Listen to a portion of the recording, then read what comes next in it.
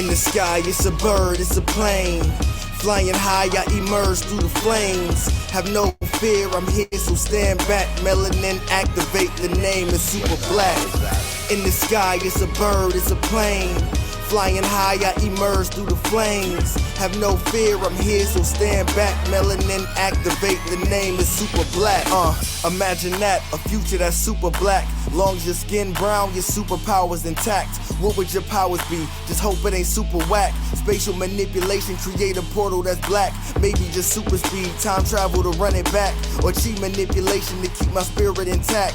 As I encounter evils the world face, demons the world makes, I'm needed the world at stake. Rest in peace to Chadwick, they killed all the Black Panthers. Told us white lies, I still marvel at black answers. Suits in DC, pray it lead to a civil war. It ain't no Justice League, what's the need to be civil for? Propelled like the juggernaut, it's clear ain't no stopping this. The world in grave danger, who can stop the apocalypse? They killed all the heroes, the new ones don't really care. But if you need me, put your fist up in the air. Yeah, in the sky, it's a bird, it's a plane. Flying high, I emerge through the flames. Have no fear, I'm here, so stand back. Melanin activate, the name is super black. In the sky, it's a bird, it's a plane. Flying high, I emerge through the flames. Have no fear, I'm here, so stand back. Melanin activate, the name is super black. Hey, we're back. It's another episode of Blurred's Eye View. I hope you're enjoying yourself while we were gone. But if you haven't, that's why we here. Thank you for tuning in. I'm your man on the wall, Chris Fury. Thank you for tuning in to Blurred's Eye View. We have got a great show tonight. We are talking about Spider-Man across the Spider-Verse, because why the hell not? You're going to love what we got going in store for you. We got a lot of theories. We got a lot of Easter eggs. Good Lord, this thing was packed with Easter eggs. But before we get started, I couldn't do this without the squad. Now, I'm going to show first off, I'm going to show you off with Lainey, who's our horror writer of blurred'seyeview.org. What's going on, Lainey? What's up? What's up? How you doing? No scrolls, no Transformers, no Decepticons. That is because finally this week I said, you know what? I'm just going to put it on my Wi-Fi on my phone. I was like, whatever. I'm over it. The hell with these Jersey games. She not But I mean, if I brought in Transformers, that would be hope. That would be Hey, tune in Thursday. Get that money, so let's go. Tune in Thursday. We talking about Transformers on Thursday night. So we breaking it down. Look, June has been feeding us a crap ton of movies, and it's not even. Does not give a shit about my wallet. Like. For real. Yo, Cinemark, I've burned through all my passes. I'm like June does not give a shit about my wallet. They have not lit up. Oh my God. Oh my God. They have not shown any favor with us at all, man. But we go keep But it's been mostly good, so I'm not gonna complain. Oh yeah, definitely. I haven't not had a bad moment. Let's put it that way. Our very own computer of the ship, Cinematic Assassin, will be watching. What's going on? Look, I need y'all to understand. This is love. I don't do this for nobody. I don't do this for nobody but my mama. Gotta get camera ready. But I'm still on CP time a little bit. So I mean, we're CP, so I mean, cowardly line with it. That's what we not the Eartha Kid. What the? Not the Eartha Kid. Yo, normally this wouldn't be right. Hold on, because I know we're gonna get it. First lady of the ship, Lady Mandalore. Like she was just like, good Lord. Hello. Good Jesus. Look, hi, lady, I'm gonna put it like this. Lady Mandalore, and I love her to death. She's an amazing person. I love how I take her timing as our backs is against the wall. We low on bullets, and she come bearing through. She's like, "I told you, some bitches, I got your back." Who want what with who? Right. Even a Rough Riders. There it is. I'm like, I'm always the one to say, "Don't worry, she's coming." When's she coming? I'm gonna show up. I'm gonna show up. It's all I gotta get through some shit. That's all. Bank robbery, getaway driver. One that's holding the clip. She's the one. Oh man, I had to drop some folks off. That's all. there you go. Oh man, Black Spartan is in the building. He was back there. He was like, I can't believe this. It wasn't the cinematic assassin. It was all of us that got him this time. I just sat there and just said, Kira said she had to drop off some people. I was like, and mute. I do not know you. I do not know you. Frank Caller. I do not know you. This is not what we signed up for. I would say how's everybody's week, but we've all been seeing the same thing. So it's like getting stuff blown out of the water. Everything is under the sun.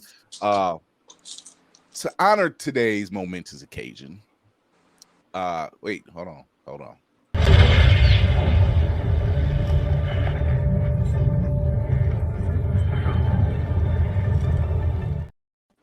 Well, I'll be damned. Snuck in the back door. Right through the portal. All right, let's go. We got to party now, people. I'm just wondering who won the Super Bowl. You wonder who won the Super Bowl? What was it? The Browns? Kira, did the Browns win the Super Bowl? Lord, yeah, they took the Browns to the Super Bowl. Yeah, the Browns y'all are wrong. Y'all are nasty. Mm-hmm. Y'all nasty. What up, Will? What up, Black? What up, lady? What's good? What up? Lord, What is going on, fam? Man, look at all these beautiful people. This is the family right here. This is the absolute family all day long. I'm in the Brady Bunch opening theme, like. Nice. nice. As Lady Mandalore has coined it, the League of Extraordinary Blurs, and I've got to run with that one. Oh hell yeah! Wait, don't play that. Let's go. I love that one. That's going on shirts and everything. I see you next. I'm like, here's your shirt, bro. I'll be the invisible blurred. All you see is a beard and goggles. That's all you see. Yo, your face is very marketable, Navy. Like that would sell shirts automatically. See, I want to be like the loose cannon. The loose cannon. Yeah, the one they sending in like Knicks, don't kill everybody. Yeah. All right. Yeah, sure. You know what I'm gonna do. You know what I was gonna call you Rocket and everything. I really was about to call you Rocket. I was like, that's me. It's the job done. I'm not gonna kill nobody. Oh man. Oh, good. It has been a great month for movies. We have been being fed really well. Yes, we have really well. I'm really gonna need Regal to start taking EBT because this shit is hurting my pockets, bro. Man, it ain't this much money in the world. I swear to God, it was like I and it's not over yet. It just started. I'm looking at the bank account. I'm like, yeah, we can get away with 2-3 more. Yeah, okay. Movies are looking at us like y'all gonna come. Y'all gonna come. We ain't fighting it. It's just like DoorDashing has a whole new meaning right now, boy. That hustle's legit. Here, thank you very much. A tip, maybe. I brought your kid pizza. Like, tip this. Here's a tip for you. Give me money or I'll take your food. Oh my God. We got a lot of news. Unfortunately, I got to start off with a little bad. Just a little bad.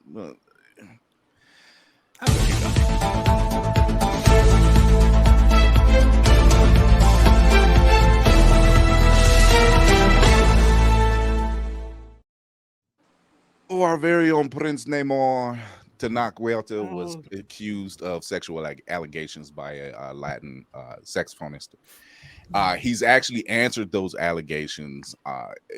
This seems to be a trend. Mm-hmm. Is it me? No. Okay, no. I'm like, it's time a man of color is making moves. Yeah, is Marvel hiring villains this time? This is a little insane. I'm getting a little concerned.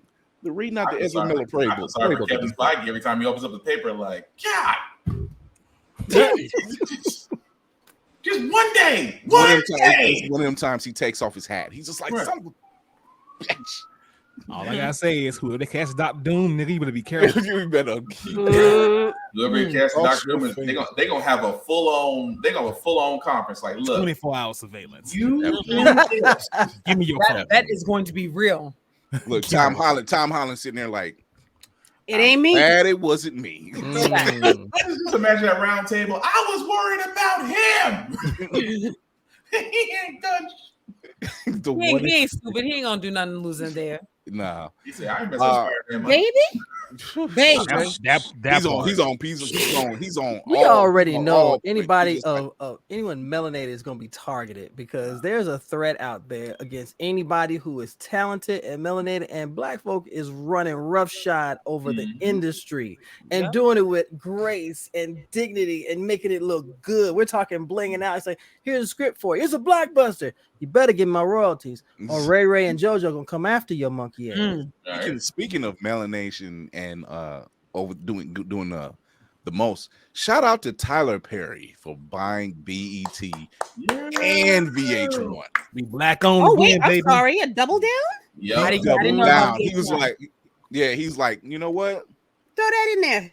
Throw that one right on. That's how you know you made it. That's how you know you made it in life. You could buy two media networks, two of the biggest ones under the MTV umbrella. And you said, I'll write the check.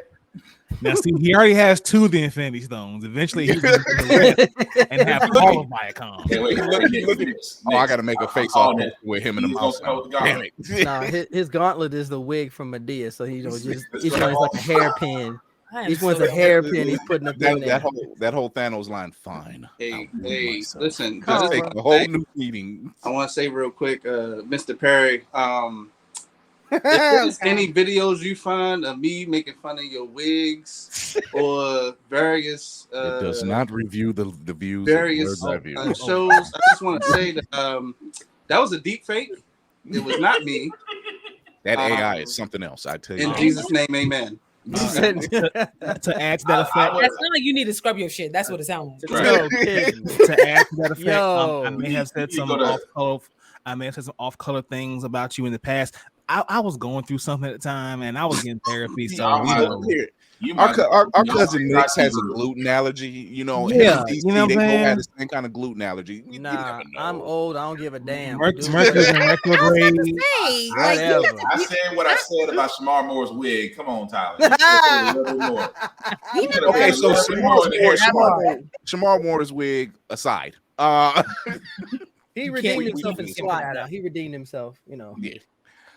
Superman and Lois has been renewed for a 4th season, 10-episode run. So I'm thinking that they're going to try to wrap this thing up, on CW, because CW is basically just wiping away all the DC stuff, period. They're trying to go a different direction. And we knew this. Nexstar was buying them back in the fall. The deal finally fell through or went through. Yeah. And they're just... No, you had it right the first time. Yeah, fell through. I mean, they got a hell of a deal, but... We got them for how much? Yeah, but see, here's the thing, and we talked about it back then in the fall, that CW doesn't make money. It just doesn't. It's not a network like BET or HBO for that matter. It's a cable not even cable access. It's a local network station. They're not in the business for making money. They just re-air stuff. Like they have some original programming, but how many seasons of whose line is it anyway can you watch? All of them. This is true. No, you can't. If Colin is involved and Wayne Brady is still involved, I think you can get away with it. But I'm glad, like, this is one of those CW shows. Superman and Lois is one of those shows that it's well written. It's well done. It's really that CGI aside, because like I said, it's a network. It's not that type of network. And like once you get past that, you're just like, no, the story is actually good. Like they're doing, and they make it work. That first season was bonkers. Oh my god! I gotta watch the show. I do too. It's very much. There's it's very much. They really walk away from the rest of the Arrowverse and the Flash universe. They really do. Made us care about Bruno Mannheim. For real. Made us care. Seriously. You made us care about a character that's hated. I'm like, damn, he's not that bad of a dude. If he has a reason what he's doing. I'm like, yeah, we can say the same about a greeter at Walmart. Yeah, he's not a bad dude. He has a job to do. You got your coupon. You got your receipt. I mean, For it's me, Of Miss Kiki for me, Palmer. it was I residual do not know feelings this from his man. character he played on All American. I mean, it's a testament to the actor, but I mean, he played the hell out of that role. Yeah, he really did. He really did. He you know. did. I'm like, you've redeemed yourself after being on Walking Dead. Thank you very much. Well, to me, he redeemed himself from All American because he gave a tearjerker. Yeah, All American. He was good on All American. God, Yeah. like damn, not again. The man, this is acting. This man is acting. Yeah. James Gunn confirmed on Michael Rosenbaum's Inside of You. Yes, that's the name of Michael Rosenbaum's podcast. Love it. It's actually a great. It's a great show. podcast. Got me in the podcast. Yeah, I'm sorry. It's called what? Inside. I was waiting for Will. I was waiting for That's why I said it. I'm Here like, we go. That's what it's called. I don't say Inside of You. nothing, but here we go. It's called Inside. It's called Inside of You with Michael Rosenbaum. It's a play on words, but when you watch it, like because of his connections to the people in Hollywood, he has some great interviews. He does. Great interviews. You know, He does. Nathan Fillion's been on, Tom Welling's been on. All that talk about Smallville being restarted or continued in some form, that started from that podcast. Like people, they want this, you know. Can I say that podcasts with celebrities, honestly, they're good because they've got these top-notch people on. Yeah. And that's their thing. And that's probably why I don't want to listen to them, because I see you on the screen. I see you all over the place. Why want to hear your in-depth thoughts? No. You want to hear mine? Yeah, I'll tell you how I like chocolate. I'll tell you how I like anime. You want to hear it? No? Then I'm leaving. Bye. Montel, do you like chocolate? Not only do I Stop like it! chocolate, Stop it! Stop it! The children are watching. No. the children like chocolate too. Oh Lord. Jesus. The All viewers. right, now we're heading Yeah. into some Ezra territory. Lord. Relax. 70%, baby. 70%. Stop Oh. it. Oh, boo boo. Have you ever had Looks like we got 100% another dark freaking chocolate message. before? Have you ever had 100% before? Tastes like tree. Man, your face will implode. Okay, It does. It makes it's like it bark gets- it spelled does- backwards. It It's like it, crab. it do like this. Oh god. It tastes like wilderness. You get the stank face beat 100%. Like, what is that? Same dark chocolate tastes like the Middle Passage. The middle. Yeah. There you go. I am mad at that. Yeah. I can't do it. Oh my god. Come on, man. Really? It's Really? Slavery. the middle path. Here, have some of this. I don't want it. You I mean, want he to could have survive? said Curvo, but he took it back. You know what? Trail of Tears. Okay, I'm probably amongst the. I'm amongst the camp of people who love the movie Tropic Thunder. Yes. Mhm. Let's talk about it. But those deleted scenes that never made it Damn. with Robert Downey Jr. Damn. are absolutely hilarious. I got a pee-pee. You want to hold my dick? I mean, he goes in that like, and I don't mean like I don't mean deleted scenes from when they were out there on the set. I mean like his character Lazarus behind the scenes. Like I'm like, that's commentary. All of that is commentary. The chakra part, oh, man, chakra's all messed up. The chakra, He goes in. He was like, see, right here in this dark circle. I'm like, this dude went in. He went in. It's hilarious. I'm like, there's more of these. I'm like, please give me that. That should have been included at least at the end of the movie, just to have that would have been just comedy. I'm not in character until after the commentary drops. You know? I need a re-release on Blu-ray with like full deleted scenes, everything. commentary, the whole 9 yards. I want to see them damn bloopers. I'm sorry. Because I know. Oh, you know we cut up in there. I can always just see Tom Cruise character. We are Flame Dragon. He's like, okay. How do you keep a straight face after you just sit there saying, "Go fuck yourselves"? I was like, I would be cracking up laughing, and I'm on set. It's honestly for me personally, it's up there with Blazing Saddles. It's just one of those movies. Yes, that it's offensive, but it's funny as hell because who isn't getting made fun of? It's there. It's right there. Not that But as we said before on this exact show, ain't no fucking way. No, they couldn't do it. No, not now. 2023, Especially 24, 25, 26. When the white women at every Karen gets offended. I can't believe this. I'm like, better believe it. For those who are just now discovering it, I can't believe. Sit down. Stay out of grown folks' business. History of the war will really mess them up. You're gonna get that Black Dynamite line. What did you want me to take you back to Crenshaw Pete and beat you with the clothes hangers? No. Oh, it's hot ass hangers. How about that? Just the whole that whole line. You don't want that line. James Gunn confirms that Blue Beetle is his first DCU character, and we kind of called this a little bit a while back, but he confirmed it on Michael Rosenbaum's podcast, which means he survived the purge. He survived the entire purge. He's part of the DCU. Make up your mind, James, please. James has he said it. He said, "Thank you, Nick. I'm okay with it. Wait. The man has been enough. He's seen it.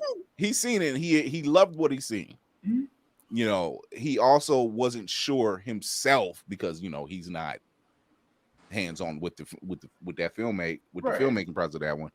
That if it was going to be a part of, and I think he had to wait till he got hey, I want that. It can work in my universe. I think there's some legality in that. I'm sorry. Hear what you said. I think of all the movies, that is the one that had the least amount of reshoots. It has had no trouble whatsoever, and the most under wraps. Yeah. That movie was going to be in the DCU, like you were about. I think what you were about to say, Will. He had to shut the fuck up. He just couldn't say anything. Yeah. That's it. I mean, it still had these Warner Brothers executive prints all over it. So it's like you kind of have to wait. You have to wait for the previous tenants to leave before you can clear out the house. That's all I'm saying. Yeah, who left the ring in the bathtub? Get rid of that. It's like going to a house of hoarders and realizing how many piss bottles could you have actually had in this house before you realize you got to take it. Not the piss bottles. I mean, that was the house that Warner Brothers built. Shout out to Amazon drivers all over the United States. Oh, God. For all the boys out there on the black top driving in the night.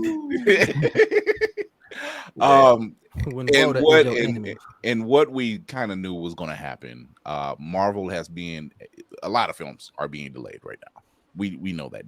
This is really not for those who are new and wasn't there for the 2007 writer strike. The news you're about to receive, and we've said it several times. This really ain't news for us veterans here. This first time we are seeing history repeat itself again. That's a fact. Yeah. So the writer strike ruined one of the best fucking shows in the world. Rest in peace, heroes. Never recovered. That's all. Never recovered. Even the reboot, it never recovered. But Marvel is delaying Avengers 5 and 6. Deadpool's getting pushed back 6 months. Fantastic Four, Blade is several movies that's getting pushed back. We knew this. There was no way possible with the strike going on right now. There was no way possible that they could turn around and say, okay, strike's over, deal has been made, everything's finished, we can move forward. Because you're still now you're rushing. Pretty much. Between rewrites, reshoots, whatever. Riri Williams. Yeah. So unless it's done already, we said it before. Unless it's done already, it ain't getting done. Just stay in shape and just take your weekly release of Secret Invasion next week. Take that clone Tyrone. I wish they would quit. Just drop that damn movie already on Netflix, please. Weird. Jeez, they've been talking about it for months, and I'm like, can you just drop the movie already? Isn't it this month? It's literally next week. It's next week. Yeah. Is it next month or this next week? Well, actually, I think you might be. I'm sorry, I'm thinking of a different movie. You're next week. You're right, Chris. Yeah. The 21st. I'm just like, same day as Secret Invasion. Yep. Fuck.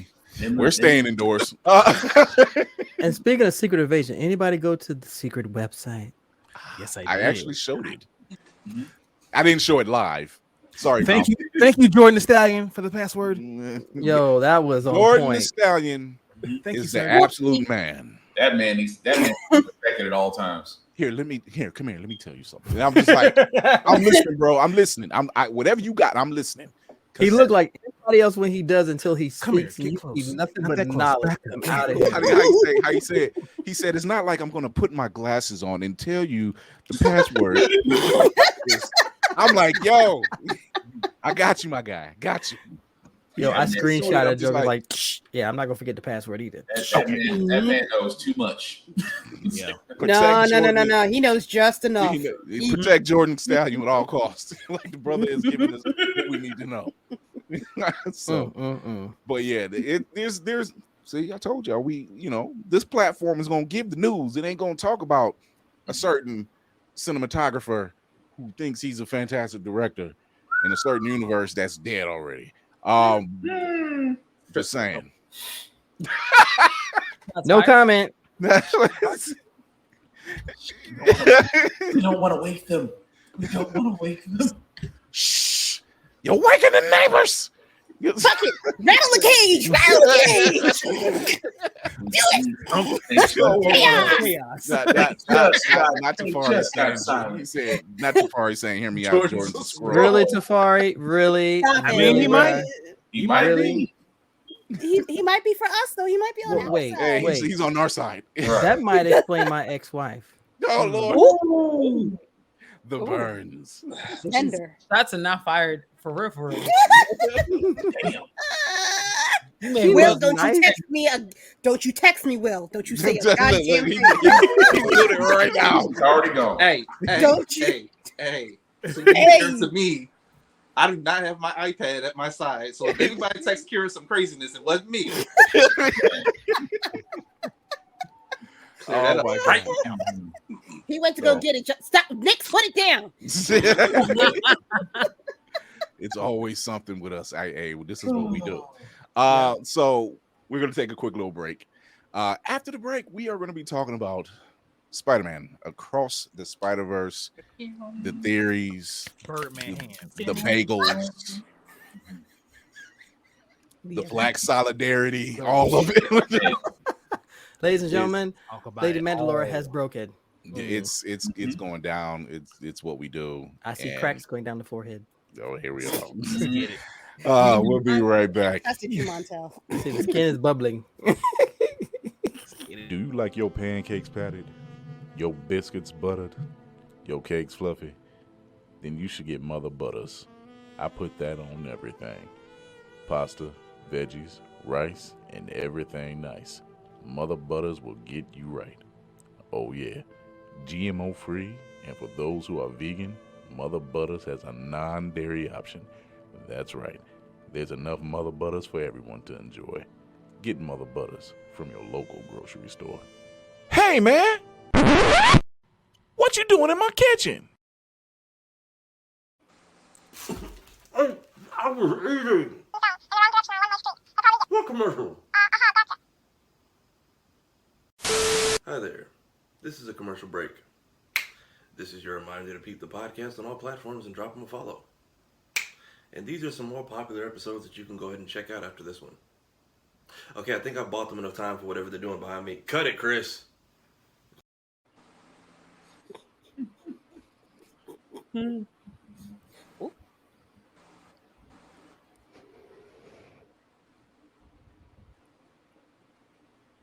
If you could have seen Laney's face during the Mother's Butters commercial, the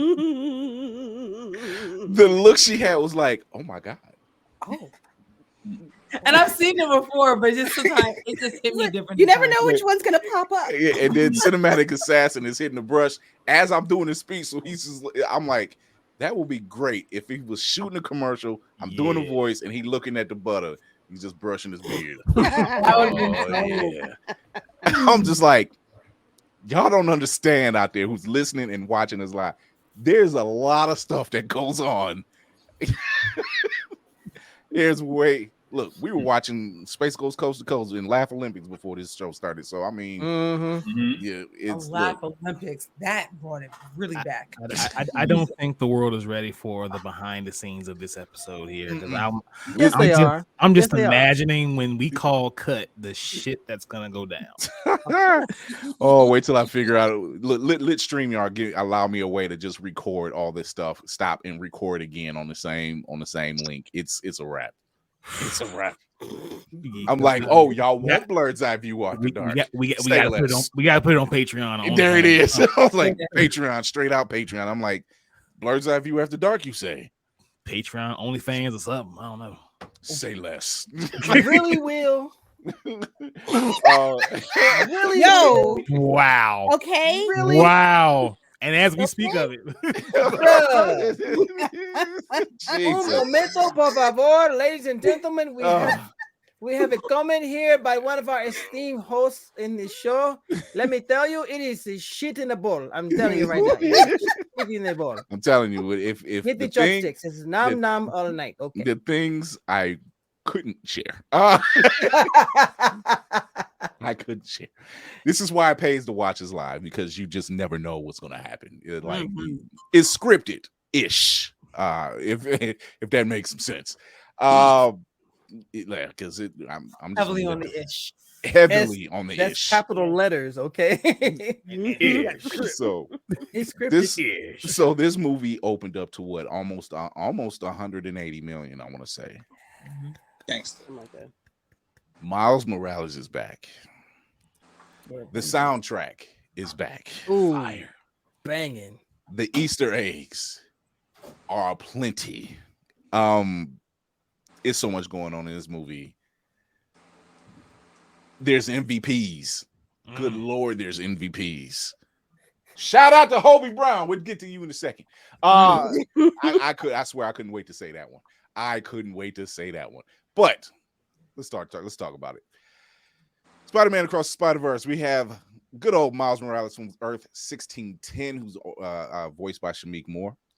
By the way Miles looks, you would have thought a couple of years has gone by. Only a year and some change. Yeah. My guy has sprouted. Puberty. Listen, as a father who constantly has to buy shoes, I understand. I literally had to. When I sat up there and seen Into the Spider-Verse again and then watched Across the Spider-Verse, and I'm like, yo, my dude, they weren't kidding when they said you grew. You grew. Like, summer vacation was good to you, wasn't it? It's that lake water. That's that lake water. That Anthony Davis workout plan. I want to know what lake he was drinking from. If that's the case, what, Lake Minnetonka? What the hell? The summer camp upstate. Oh man, my man was getting it in.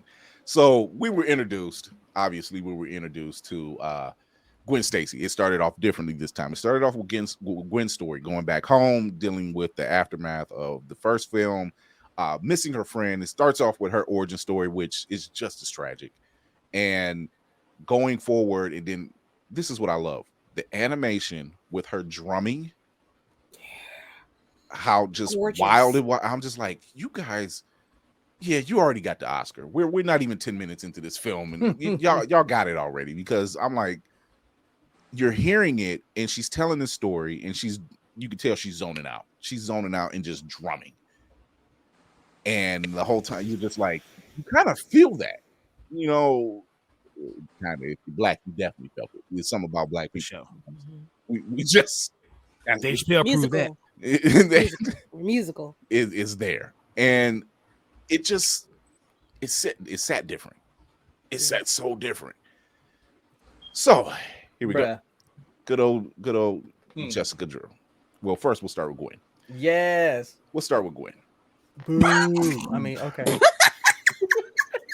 I'm sorry. I'll explain my reservations why I'm my solidarity to my people is still there. But she's played great by Haley Steinfeld. She's played great.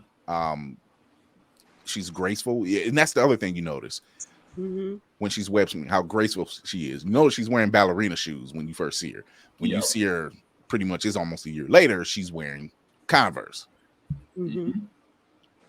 I like what they're doing. Yeah. Can I just say, I just like what they're doing? And her relationship with her father, it seemed happy until the death of Peter, and now it's kind of strained because she's Spider-Woman and she can't tell anybody, and the only person she can identify with isn't on her Earth, and just is bananas. Round table. We'll start with Lainey.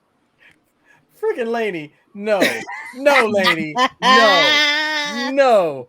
Oh my gosh. I almost broke. Just I saw you too. Oh, y'all. Wrong. He said, Two left shoes. damn you, Tafari. So we're frowning right now. He's not wrong.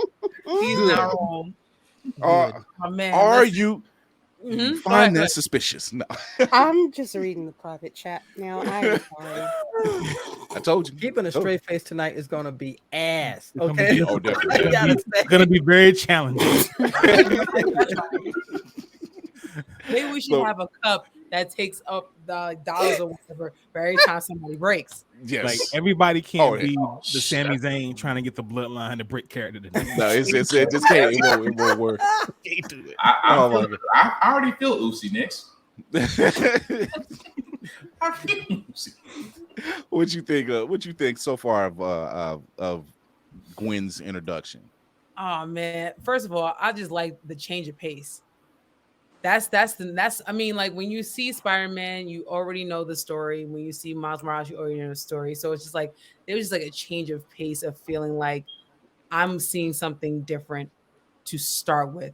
And then when you had oh my god, who came in from the Renaissance basically? The Vulture. Vulture, I think it was. Vulture. Yeah, Vulture. Yeah. Vulture. Hit. I was like, yo, it's something completely different that I've never seen before. And I just was like, that got me hooked right then and there. Okay. Like even before that, but when you saw Vulture and just how he was drawn and even the way I was like, okay, y'all good. Take my money. Yeah. At some point I'm seeing we already there. We're already this there. Part because it just was wild. Yeah. In the best way. Yep. Cinematic Assassin. I thought it was wild bold that we all coming in super hyped to get part 2 of Miles' story, and they make us wait a mean like 20 minutes before Miles is even on the screen. I was like, you know how much they knew they had us, where that's how they chose to open the movie up. They was like, oh no, this script is this. We gonna kill them with this one. They was talking shit when they released this. It's like they gonna come back and see this again. That's how smooth this is. You know they were. You knew they were. You knew they were. Lady Mandalore. Okay, so introduction. I have now seen this movie 3 times. I just came back from my 3rd viewing before the show started. I paid to see mine. I paid twice. I blame the clock app. Ni hao. Good morning. Every time I hear the drum kick set in, my energy changes. Whenever then there's the change from her telling the story to her moving through the train, and I don't know what it is about that, but it was so smooth and captivating to me. I'm just sitting there like there's nobody else in the movie theater with me. Like when I'm seeing that intro, it's me, this movie. That's it. There's nobody else there. It's that transition as she's speaking. The transition works with her speech. Yeah, with her whole dialogue, and you're just and you're right. Beautiful. They definitely were talking shit while they were making it like we about to get him with this one. We about to get him. Next, what you got? Sentiments to everything that y'all said so far. I mean, just the tone and how the drums were just, it's like with us, just something native about drums that really get to us, to our core, and the tones of going in and out with her in the subway, and then like Lainey said, with the Vulture and the different artistic style and maintaining that during a fight scene. I was like, God damn it, Sony, you have killed with this movie in the first 20 minutes, and I don't know what the hell y'all getting ready to do next, but I'm going back. I'm busting the Yui at the fucking. I gotta go again. Box office, like one more, please. I gotta see it again. One more, please. One more. I gotta go back. Oh man, Montel. From the moment I sat down and them drums started, I was there. Way Gwen was moving, the pace of the movie so far. I mean, I was at. You ever get in such a zone that not a single sound around you will ever register because you have your focus. I was in love. Mind you, just like Will said, you know it's got to be something if we spend the first few minutes on a character that is not what the movie's all about. Mm-hmm. But you knew there had to be a link to it. So, and then when it got to the fight scene with the vulture, Michelangelo's vulture, fucking stellar. Mm-hmm. Absolutely stellar. The fact that they took the concept, not only bringing these characters in, but animating them so they're their own entity. Mm-hmm. Their own animation style. When you get to Hobie, his whole animation style. Wait till we get to talk about him. Oh my gosh. And I was there. At that point, if I had to go to the bathroom, guess what? I was gonna shut myself down. I wasn't moving. Pee bottles. Yeah. Give me that Gatorade bottle. You good with that Gatorade bottle? You know what? I got a large. Oh, is it full? Turn your head. Give me that Spider-Man cup. There it is. Oh man, Black Smart. Go Web, go. What you think of Gwen's entrance? Oh god, Gatorade. Yeah, we like Gatorade. Yeah, in the movie. Gatorade in the movie. Let's go. I like Sprite. Sprite looks like Webby. It's supposed to be. Okay. I got it. No, it was almost like a broken record just because everybody has had different aspects of the first 20 minutes of the movie. I mean, agree with Nix. Drums aren't people. We hear drums, immediately attention, especially if it's a drum to a rhythmic pattern as you're telling a story. Always great. We really got the entire post Into the Spider-Verse, current, and what happened to Gwen afterwards. And we got all that. We literally got 3 chapters of a story in 20 minutes, which is impressive because it didn't bore you.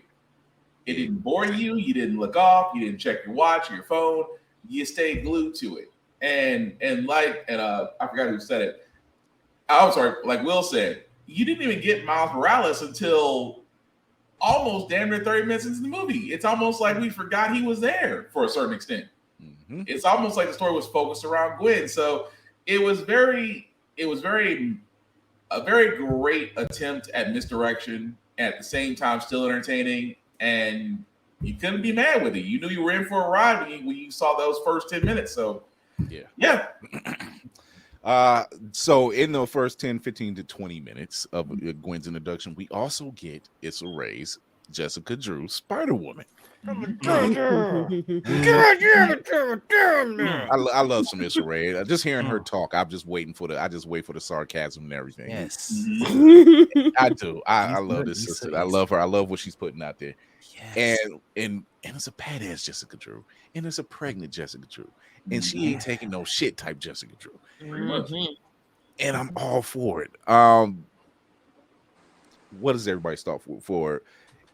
I'm actually fine with this Jessica. We can keep her around for a little bit. Can we give a shout out to Afro Cocoa Puffs for creating this cosplay and making it look insane, amazing, wild. She got that real quick. Shout out to my niece. Let's go. Side note: Afro Cocoa Puffs will be a part of a first ever child's cosplay contest at BlurredCon for the judges, including Violet Verse and my son Dano. But go ahead. There we are. I'll bring all the confetti that I can. You see how the cousins do when we get together. But yeah, let's talk about Jess for a second.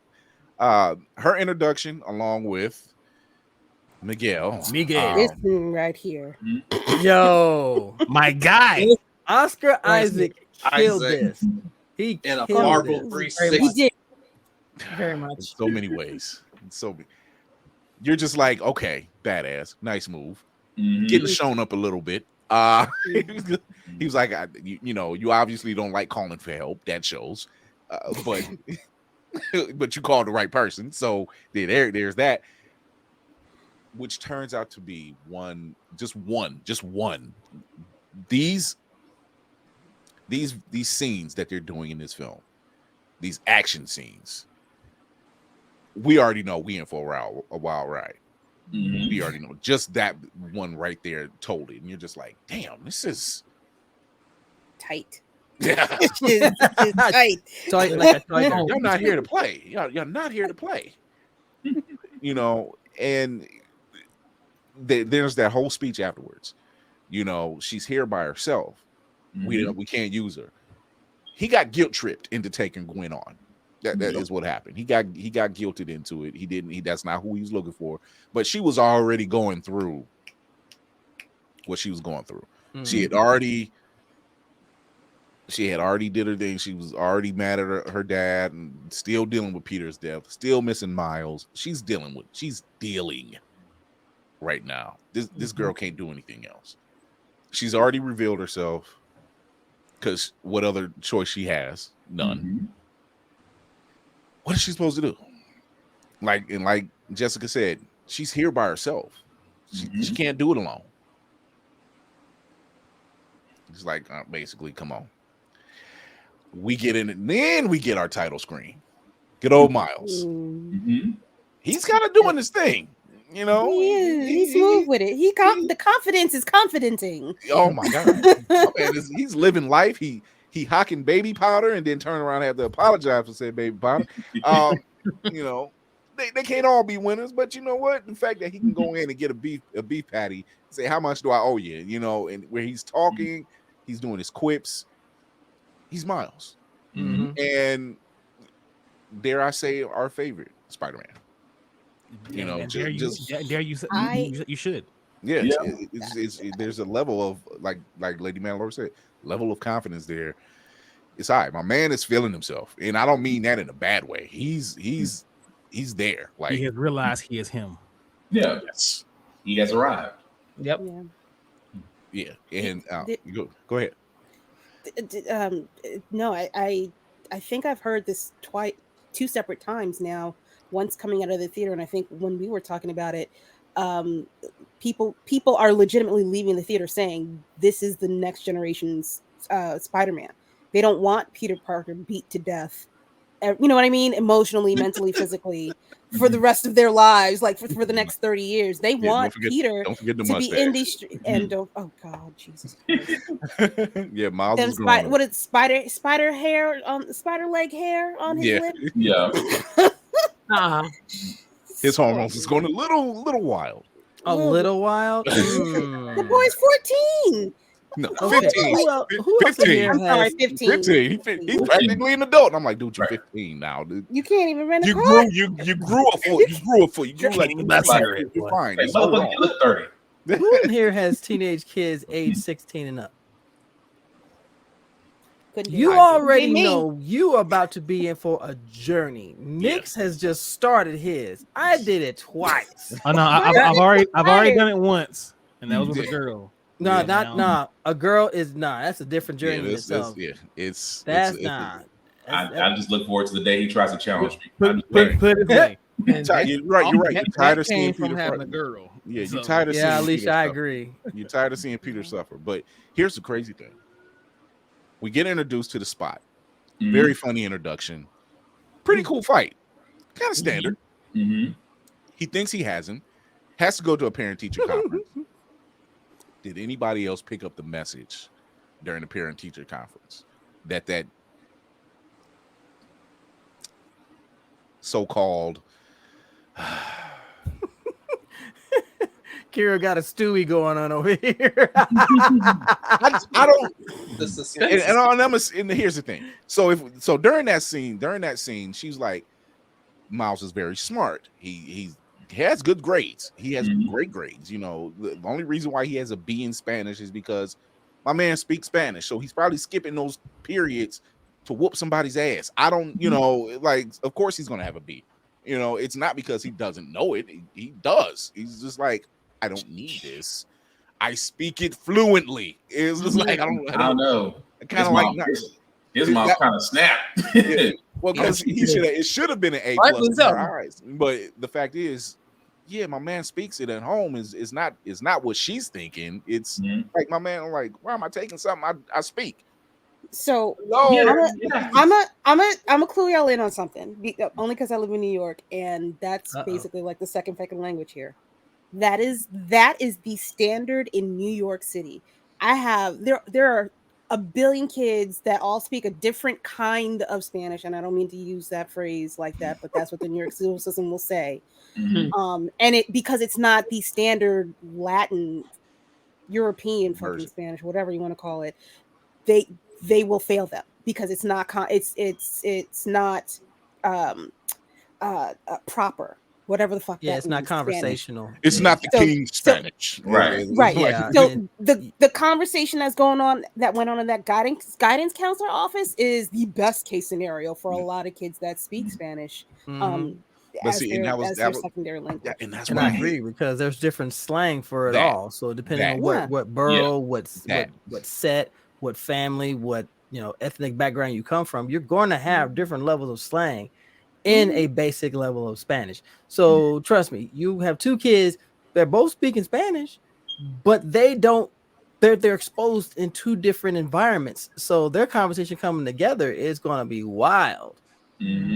Jesus. I know that was Will. It was. No, that was Nick's that time. Okay, never mind. Yeah, no, it wasn't Will. Oh my God. No, but that guidance counselor is Miss Morello from Everybody Hates Chris. That's how she was, because she started telling that story. Hey, you're a poor kid from such and such, and I'm like, he's not even poor. It's like, your parents are struggling. He's like, my man's about to make captain. She's a damn nurse at the hospital. What? Huh? I'm like you're giving this narrative that is far from true. Like, you're making it seem like this dude is not from a 2-parent household and is doing very well, despite. And I'm just like, yo, dude. I'm like, that ain't cool. And you can hear it. And then obviously Miles has to run off because my man is loose again. I love the fact that he tells Genki, hey, call the police. Tell him there's a bad guy on the roof. And Genki is playing the Spider-Man game on Xbox. He's there playing. I'm telling you, the Easter eggs is all over the place. Oh my God. Jesus. I'm sorry, I can't hold it. It's our background stuff. Yeah, you're right. Yeah, his dad was about to make out. I wish we would have said that we gonna pay $1 every time we break. Oh Lord. Oh, we would have been funded by now. We should have a Patreon and somehow just like, if you pay, you can see the background chat. I'm glad you say that. I'm glad you say that, Cinematic Assassin. If you like what you see here, sidebar. If you like what you see here on Blur's Podcast, you can now give stars. You can give us stars now. So you give us stars. You can get all types of little perks with that. So on the Facebook page, give us stars. You want to see more great stuff? Give us stars. Yeah, I'm sorry. Charlie started it. Yeah, he did, and he took his Jordans. I'm like, dude, why? You my feet. No, our feet do not. No, your feet stank and mine stank different. Ooh. You're not sharing shoes. Yeah. No, absolutely not. That's the other Easter egg when Genki said it. I'm like, I'm not like your guy in the chair, and I'm like, you kind of are, my dude. And yes, you are. I played Spider-Man on Miles Morales on PS5. Yeah, like, you kind of are. But see, like I said, I like the callbacks. I like the Easter eggs because they're there. Everything's like coming at you so fast, and it's literally, you blink, you miss it. Because I was sitting there and I'm sitting there with my wife and I'm like, he playing Spider-Man on the game. She's like, what? And I was like, you missed it, because it was like it was like 2 seconds. She was like, wait. I'm like, yo, no, it's there. So we get in. So he's fighting the Spot again, and he goes through this whole entire diatribe. The Spot, who's played by Jack Quaid, who is best known as Huey from The Boys. Mm-hmm. He's, you know, because I kept trying to figure. I'm like, the Spot. You talking about the Spot? I think so. I think it was Jack Quaid. Jason Schwartzman. Schwartzman, exactly. It is. Sorry. Sonic, the guy that voiced Sonic. Yeah.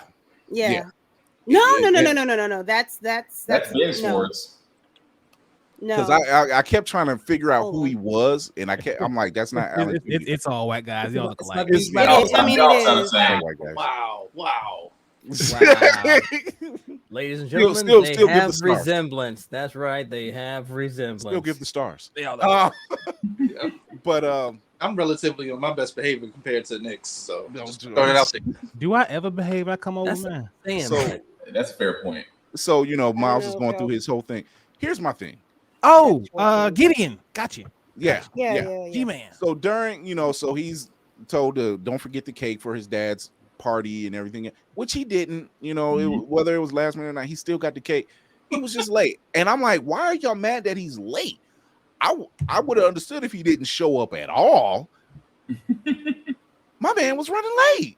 Cakes was beat the hell up. Them cakes were beat down. Them cakes didn't make it. You know what? It wasn't that beat up. It was the lettering was jacked up, but the cake itself was actually intact. Yeah, it was. Yeah, and it's not his fault, my man. He had a whole speech set out for his dad. He had the whole thing lined up. And once again, here we got someone who was doing a job who can't tell. It's the duality of Spider-Man, though. Yeah, it's like you can't. But not only that, he's a teenager. Yeah. So he's already going through the motions anyway. Now double that with him trying to hide. You know, he helps his father out. Like, despite trying to make his voice deep, I wonder if his father was like, this kid looks a little too small to have a voice that weird. I'm sorry. I still think he knows. They may have painted it that way, but I think he knows. That's why he's slick. That's why he's slick okay with everything. Yo, maybe the one thing when they were talking on the bridge, and he was talking about, I don't know what to do with my son. I was like, maybe you should get off his ass. His ass? Right. I was weak. I was just like, hey, it's the only time you're gonna be able to pull that off. He's like, what? Nothing. See, that's why I was like, that's why I said that real too. Yeah. See, that side eye he gave him after that, that's why I was like, look here, motherfucker, I know who you are. Don't think I didn't catch on to it. I didn't get captain for nothing. But see, here's the crazy thing I thought, and shout out to Luna Velez. She seems to be the Latin mom of the season right now because she's also in a mom. I'm like, oh, you just playing mama all of a sudden. Okay. But when he literally gets a call on his walkie, you know, something going down. Oh, I'm sorry, I gotta go. And she's calling him, and like he's in the middle of this chase. He's like, I'm kind of in the middle of something. I'm like, baby, really? I'm on the job, right? Don't give a damn. She was like, yeah, we need to talk about this. I'm like, not right now. It was like, I'm gonna just say this: you on your way to being captain. You ain't supposed to be out here running and catching criminals like you on patrol. That's how he. That's how. So that's why captain. I'm calling you. That's cool. That's not you no more, though, boo. Like he ain't got sworn. He ain't even got sworn in yet. I mean, the man ain't got the job yet, and it's like I still got to do my job until I'm promoted. That's how it works. Send somebody else. You don't send somebody else. You don't see Olivia Benson in the streets now these days. Not Olivia Benson.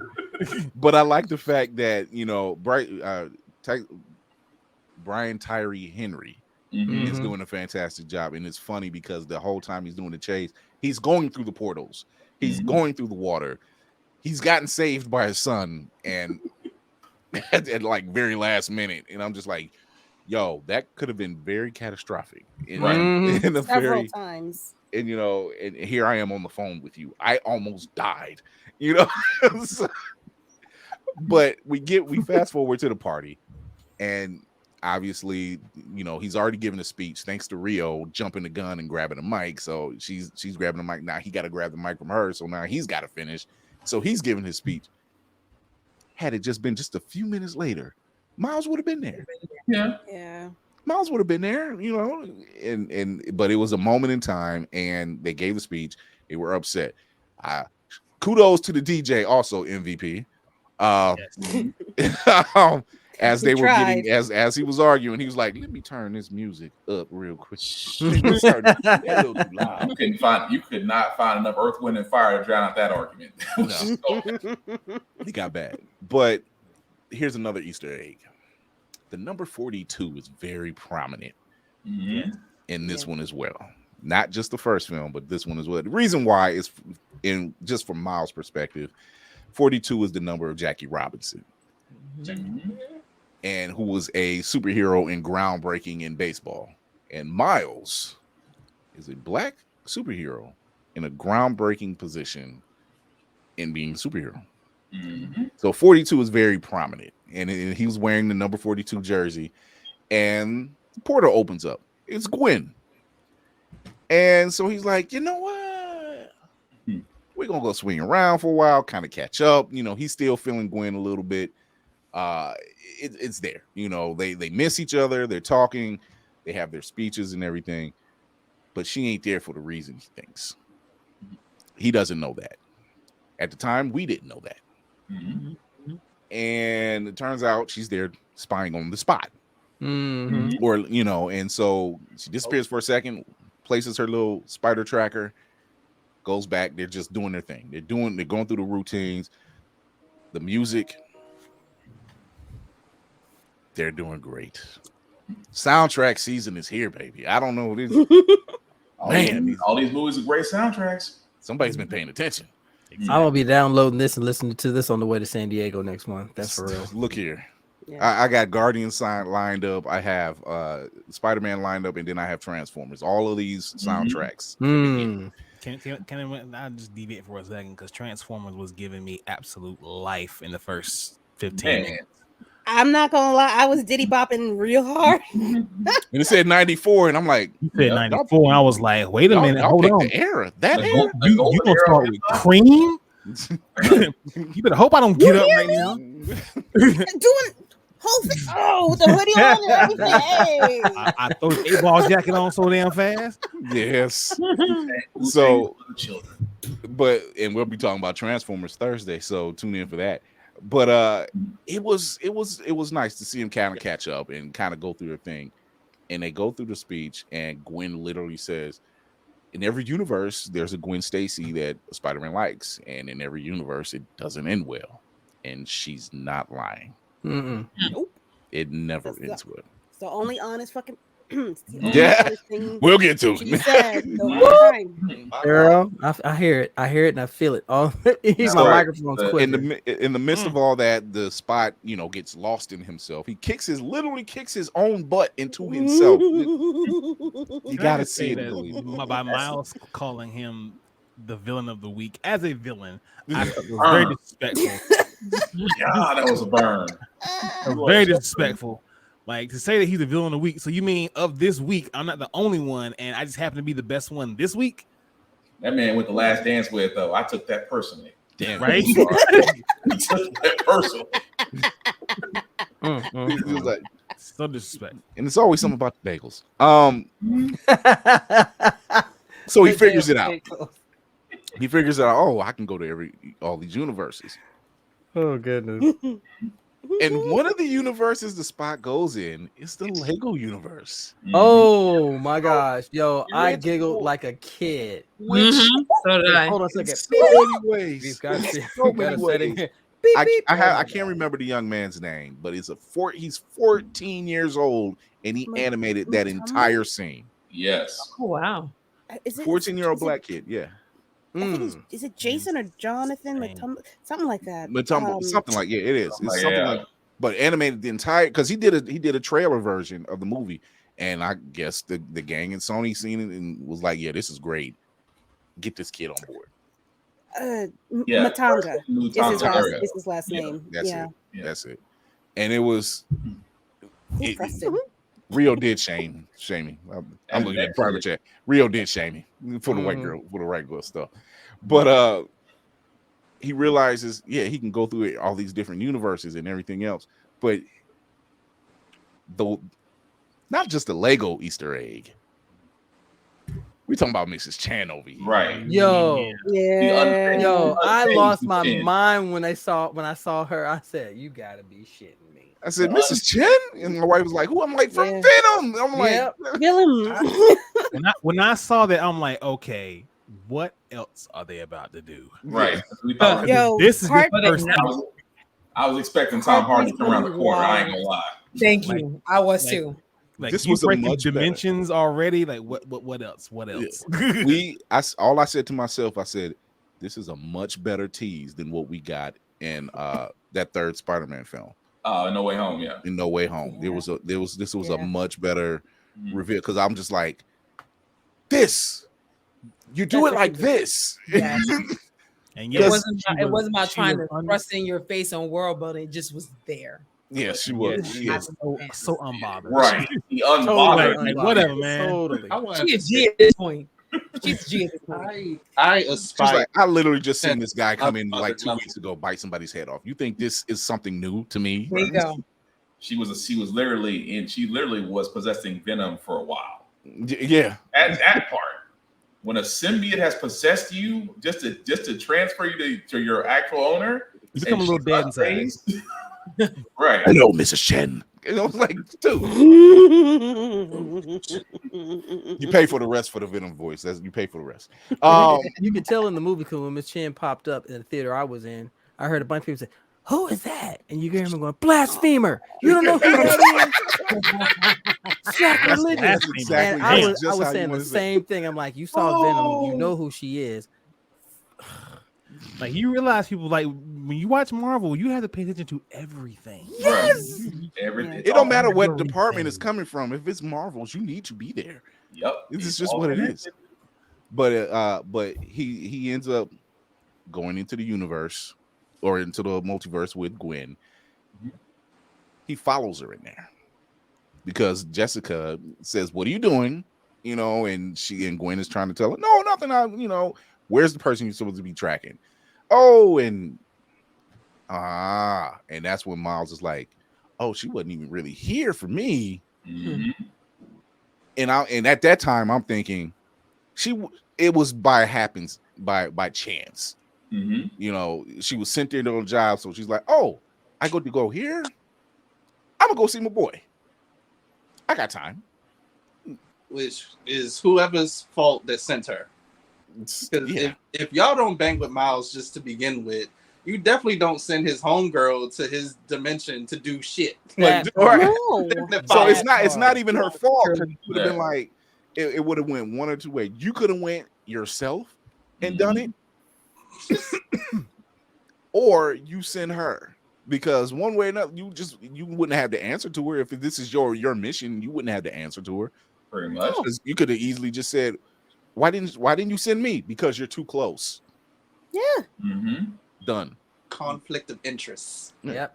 But You what did had y'all do? all Y'all of- sent her there because she knows that way. She knows the world. They literally had thousands of Spider-Man to pick from? Really? This the one you want? Should have sent Legos. Maybe it's a part of his master plan all along. As long as it wasn't Ben Riley. That's all I gotta say. Ooh, look at him. Oh my god. Shout out to Adam Sandberg for doing that. Yo, Yeah, he's that damn character had me in stitches every time. Look at my muscles as I'm in the shadows. Yo, Look as I glisten in the As I- rain. That's a perfect pose. Mike, I'm like, yo, my wife did not understand why I was laughing so hard. When we get My wife home, didn't I will tell you about the Clone Saga and have you as annoyed about it. my as I wife, my wife didn't understand when I said they just keep trashing this dude. Damn it. They keep trashing Ben. Why? I'm like, they played him like that, and I'm like, okay, it's kind of spot on. So I was just like, Right. but we get introduced to Spider-Man India. Yeah. Oh Let's my gosh. get I it. loved Pavitera. I loved this character, boy. Deadpool will be so proud of you. Man, Oh yeah. Oh my goodness. why do you call it chai tea? It's just It's chai. Chai. It's chai. You don't say- hear us I call didn't it say coffee, one coffee, or coffee. cream. And I literally said that a couple days later. When I was like, let me get a chai. Imagine. Chai. Just try. Yes. Just try. Imagine being in the theater, people repeat. It's like, yeah, it was a bunch of kids in my theater, so it's like, Jai. Like, shut your ass up. We get the joke. Shut up and watch. But it was, Spider-Man was well done. I couldn't. That was really a big surprise that they actually even showed him, much less really gave him a spotlight for a little while. I like this design opposed to the comic book version. Yeah. I really like his design. Yeah, they really stylized him in the movie. And I'm like, it was like, he was in them. He met with the guys when they were creating the character, and they wanted to make it very authentic. And he was saying he brought it. Mm-hmm. He brought it. I'm like, yeah, no product, just a little coconut oil and nothing, no other product in my hair, and just genetics. Genetics. He was living a pretty good life. A little bit of Bollywood, but I dig it. A little bit of Bollywood. Here's the traffic here, and there's the traffic over here, and here's the traffic, and I was just like, yeah, that's true. Part beat me to it. This is where the British stole our stuff. I was like, yeah, when he said that, well, yeah, when he said. The laugh, the way I laughed when he said it, because it was like, oh, they laughed at our theater too. It's like, and this is where the British stole our stuff, and everyone was weak. Everyone was weak. And then even on the second viewing, I giggled like a schoolgirl when he said it. I was just like, Not so funny when it's cool when you do it, but when I do it, no. Problem when I do it. Shout out to colonialism. Right. So at that time, these already getting kind of we'll losing it. We've never got Will to lose come it on, like this. come on, Will. Come on board. I was like, what if DeSantis is like, we can't play this movie in Florida? It has CRT in it. No, absolutely. Oh, you know that's right. Oh my God. Ooh. That right there. Yeah. That's why we here. Don't tell him. Right. Don't tell him. It's not like he's gonna sit back and watch us. So I mean, it's indoctrination. You should say this blur's eye view. No, you shouldn't. This is not for you. Just leave us alone. Go ahead. I don't think your state wants to smoke. Just my business. Go back to banning books and leave us alone. Okay, right. Go ahead. I don't. This ain't the arena you want to be in. We're gonna ban menus next. I'm telling you. Just watch out. I can tell you what you want. You didn't know until Abby here get banned to Texas. But we get they catch up with Spot. Mm-hmm. He's at an Alchemix. He's finding the collider. He's getting himself together. Who shows up? But my man. Hobie. Cousin. Now, can I say, and I have to say this before I do, everybody has an accent in the world. There's always an accent of a different culture that people have a hard time understanding. Mm-hmm. Okay, and I was talking to a friend of mine, like, if you speak patois to me, I'll look at you and go, applesauce. That's what I will do. That would be my response because I cannot understand patois. So I saw Hobie, I got excited, and he started speaking. I said, why does he sound like Daniel Kaluuya? And it's Daniel Kaluuya. The one actor whose native tongue I cannot understand when he's, oh my gosh. He got to talk. I'm like, okay, I like your vibe already. And once again, great action sequence. And it shows the leadership that Miles has. Mm-hmm. Amongst his peers. This is Will, wasn't it? Okay, lady look like she might be red. Oh Lord. Next. But it's a hell of an action sequence. Bruh. It's a hell. Ladies, you good, lady? All I can say is, bruh. Come on, baby. I'm gonna put this pot of coffee. I'm gonna get you. I got you. We gotta get together. We ain't got much longer.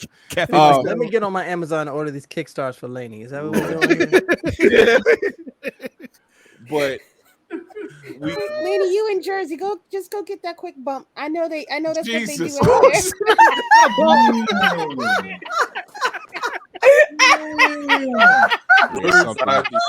Not the Olympic downhill. Yeah, Carrie she losing her Not breath. Mr. Freeze. No, but we get it. We get a bomb scene from how well of a leader Miles can play, and they save everybody. And then at the last minute, the captain of that Earth, he goes to save a kid. He doesn't realize he's getting ready to die anyway. Miles sees this happening. He goes to try to stop it. Gwen, and still us not really knowing, stops him or tries to, and he's like, "No, I got it. Thread the needle, remember?" And he makes it happen. Why Spider-Man India is saving the bus that the captain's daughter is on. Miles is saving the captain and the little girl and succeeds. And everybody's applauding, and Spider-Man India is appreciative, and you see it, and like he's taking it in because they're like, okay, yeah, it was some damage done, but we saved lives, right? And at the end of the day, that I hate the AM, I hate the PM. You have no idea how many times I've said that since he's done it. I'm just like, I like your impression upon me, good sir. Yes, everything you said, I rocks with. Burn it all down. And it wasn't until you noticed that this world is starting to fall apart, and that's when the Spider Society shows up, and then now Miles has to come and meet. He's like, oh, I'm getting invited to the clubhouse. Okay, cool. Saying what you think? It ain't that kind of party, homie. We get our man Peter B coming back with Mayday. And I love this interaction as father and daughter. I love this interaction. It was everything. I was like the only person I knew that actually bought the Spider-Girl comic back in the day when they rebooted Marvel. I was like, yo, shout out to Mayday. And I love what Spider-Punk says to her. I like the kid. She takes a crap on the system. She's an anarchist. I'm like, I like you. I like you. It. He's taking stuff off the wall. First viewing, never even really noticed it. I just thought he took the one thing and never really paid it attention. I'm not gonna lie. Nah, bro, man is snatch grabbing. I tried to hate on Spider-Punk because it's Daniel Kaluuya and my wife has a huge crush on the dude. So I tried hating on him, but I couldn't. Bro. Like, damn. That's a lost battle, man. I couldn't hate on him. Like, damn, Don't too do good. It. Don't do it. No, too good. No, just lean I back tried. and go with it. I tried. Lifting everything and anything as right. And all you're thinking is he's doing it because that's his nature. Like, you're not thinking of anything else. He has a level of apathy I aspire to have. I swear to God. And his whole and he's talking to Miles, and he gives him the speech about, I'm just protecting my drummer. Don't sign up for a war. Don't enlist in the war. You don't know what you're fighting for. I'm like, dude, you are speaking my language right now. And but none of what he's saying makes sense until later on. Right. And you're just he like, knew dude, what time it was. He knew what time it was before anybody else knew what time it was. He was the only one with the shits. Yes. He was the only one. And all I could think to myself, I'm like, Miguel, you hired him. You brought him in. He was at higher. He wish he could take back though. This is on you. I was like, low key, Miguel ain't shit though, because he trash. He don't know how to pick them. Clearly, he has made multitudes of mistakes from his inception up until present. So Miguel, I don't fucks with you, my guy. This is what and nigga, you ain't even a Peter. You're not even Peter, exactly. You ain't even a Peter. You gave this sob story about that world's Miguel died, and you took his place. Yeah, that really got me. I was like, wait a second. So you were so hell bent on having a life that you took someone else's after he died, and you didn't feel any kind of way about it. No, and Peter B was there. You selfish. You said Peter B was there? Yeah, Peter B was there. He was there. When that world collapsed, Peter B was there with him. because he was telling as they show the flashback, Peter B standing there. He's like trying to save somebody, and they, faded out. And Miguel was standing next to him because he even looked at Peter. He's like, "Tell him, Peter," So Peter was there, Yeah, Miguel gives me colonizer vibes. He is a straight colonizer. He was the Mr. Anderson. He was the Mr. Anderson of the group. He was the Mr. Anderson.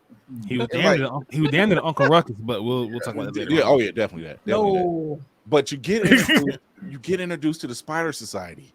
Yeah, but Five Fingernails out now. But you get introduced to Spider Society. Way too many Easter eggs for this one. Way too many. But it was beautiful. You got Spider Buggy or Peter Parked car. Just that top window right there. That meme, they got that meme. They locked that meme down. They're like, oh no, it's ours now. We're using it. And then the Ultimate Spider-Man from the first Marvel Spider-Man game. And I was gonna say, isn't that him? Yeah, that's the Ultimate. That's the Ultimate Spider-Man. Yeah. You had so many different versions, and then you had Metro Boomin was one of them. Metro Boomin was one of them. I'm like, yo, it might as well. You gave us a bomb soundtrack that the first time. Why the hell not? Get them 2 lines. Get that credit, sir. Get that film credit. 2 lines. There's nowhere to escape. Oh, it turns out there was a place to escape. My bad, y'all. There was a way out. My bad. It was. Yes. The way he ignored Miles speaking Spanish to him, exactly. It did speak volumes. Because it was just like, oh, okay, hey, we on the same page. No, we're not. Unfortunately, we're not. Unfortunately, we're not. I don't acknowledge you. And he tried, and he actually, watching that speech back, he actually was explaining it to him. You could tell there was some frustration in his voice, but he was explaining it to him. But the minute he put him in that web bubble bullshit. Bubble, but before he got all of that, this was the one that did it. This was the one that did it. Baby, the whole theater erupted for mine. I'm gonna let this stay up here and marinate on that one for a little bit. Oh my gosh, the whole theater lost their shit when this scene happened. Everybody Uncle lost Prowler. their shit. Come through my window. You're up. Hey, yo. Hey, listen, look. I don't know what to call him, but he's another daddy. I'll figure it out. Ooh, Daddy Prowler. Oh, Daddy Prowler. Lurky Daddy. Daddy Prowler. Lurky Prowler Daddy. Prowler Daddy. Ooh.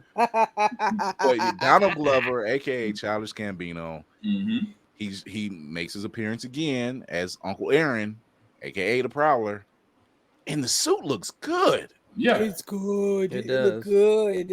And I read about how they got this suit. They got this suit together in a matter of months. Like this was a favor he did for them. Like this wasn't even a contract deal. What? Yeah, like he was just like, oh yeah, that'd be cool I'll sign on for that. Oh, there'll be a contract later. Oh, definitely. Because now that we see it in it, we need to know. We need to know now. Yeah, when if you sit and think about it, we really do have to just thank Donald Glover for all of this shit. Like community. The community planted the seeds all them years ago. Yeah. And it's like it's always been there. It's always been there. I gotta look at this suit again because the suit was it looked really good. It looks really good. Shout out really to Tracy good. beard. Yeah, my boy. it's clean. I'm like, and then he said what he said. He tells Miles, he's like, it's not nice to stare. I said, you don't seem to understand, good sir. This is here because of you. And he hit him with the hay right at the beginning. Yeah. I was like, that's dope. I was like, yeah, that's what's up. I loved it. And so, God, Montel. Now Montel's going. But yeah, shout out to Tracy. Shout out to Tracy Gigi Fields for not only just putting that suit together, but doing it in the amount of time that she did it, and it looks right amazing. So he's like, I'm like, yeah, Kevin. The ball is now in your court. Do not play around. Wait, because here's the thing that I have about this whole movie. Because with every great success presents. Oh, here we go. No, hold on. Is this the butterfly effect? Hear me out. It wasn't black enough, right? Great butt. Hear me out. with every great success, there creates even greater, if not unseen problem. Okay. Take Lauryn Hill, for example. Oh, well, wait. Education, one of the greatest fucking albums of all time. But the follow-up, how do you follow that shit? You don't. Even looking at wrestling, you don't, and you haven't. Roman Reigns having the title right now. You built this entire legendary legacy for this guy. So now you gotta figure out how the hell take it off of make it believable. Oh, there's several ways. Well, that's another topic of the day. But with this movie here, a gunfight, sir. I can tell you 5 ways to knock that off. With this movie here, it doesn't matter what they do, or who they cast, or what story they use. If my anime nerds come to the front, if they do Miles live action in the MCU, no one's gonna be fucking pleased because this fucking movie was so good. It was so good to the point that whatever they do live action, everybody's gonna shit on it. Are you opposed to Miles Brown playing Miles Morales? I'm not. That's my pick, to be honest with you. But in a general consensus, anime fans in the room, as a general consensus, what live action adaptation did you all love? I'll wait. it's not gonna be. Hey, Look. The way Full Metal Alchemist. I'm about to say Full Metal Alchemist was Okay. good. Yeah, Full Metal Alchemist. Out of how many That's the dozens? exception to the rule. Exception to the rule. And Cowboy Because it's what Bebop. it- Cowboy Bebop was well done. Last of Us. But- I but- mean, but- Uh-oh, Kira's everybody taking him was. out. Uh-oh, she is not feeling this. Kira's taking him out. Uh-oh, watch Oh out. yeah, no, they died. I Much mean, like Marvel's. don't get me wrong, Nix. I see what you're saying. Stop. I do see what you're saying, Nix. The problem. I mean, the only problem I can see with that is if the story is bad and the casting is bad.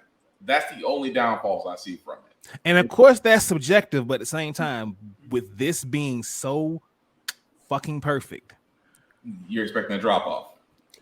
whatever Kevin Feige does, and trust me, I trust Feige in the same vein as Jesus and my wife. But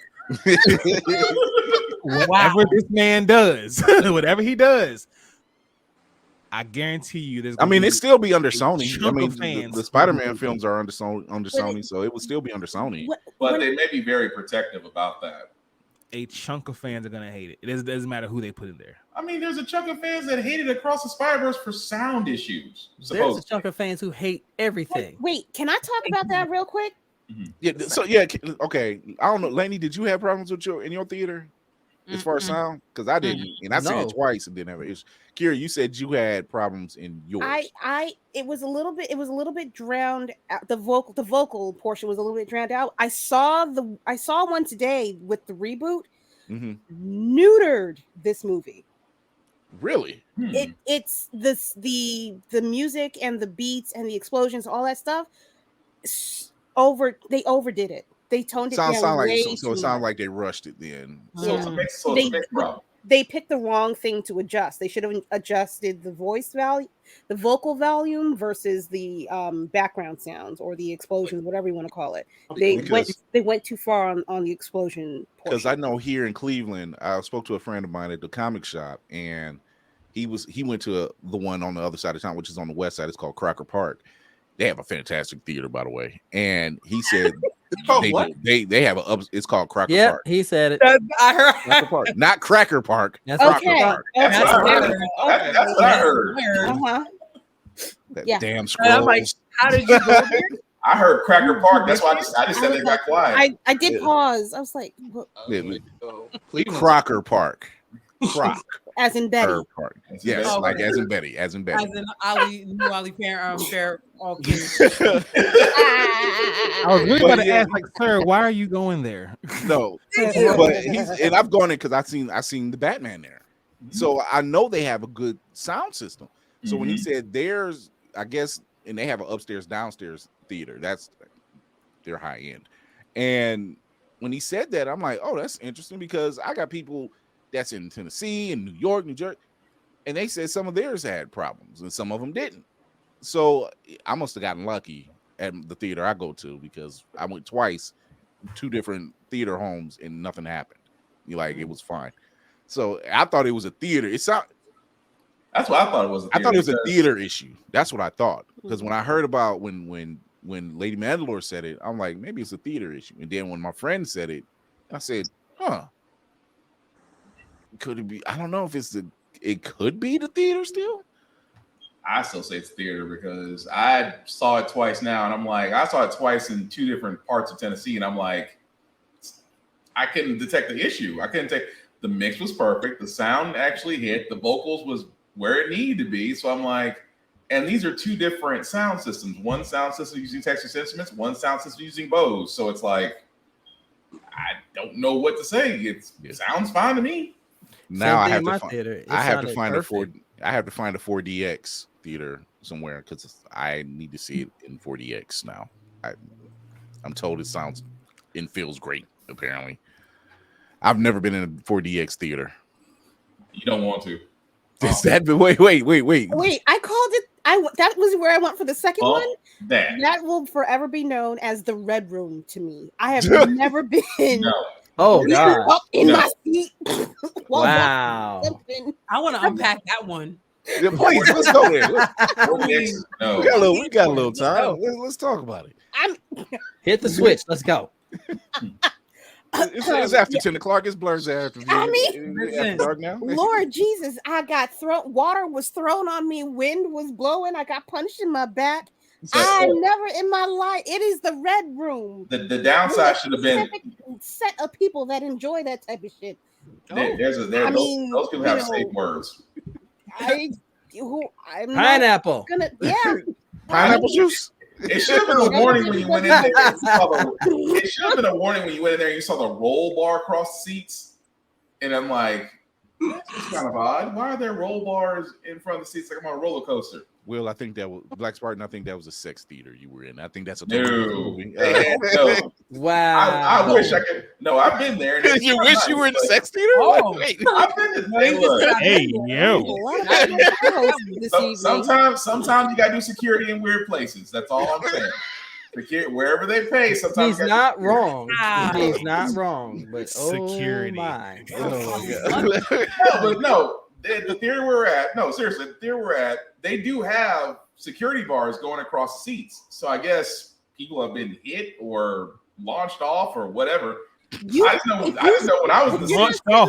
This is getting wild. This shit is wild. Welcome to the Rocket Theater where you can be launched off.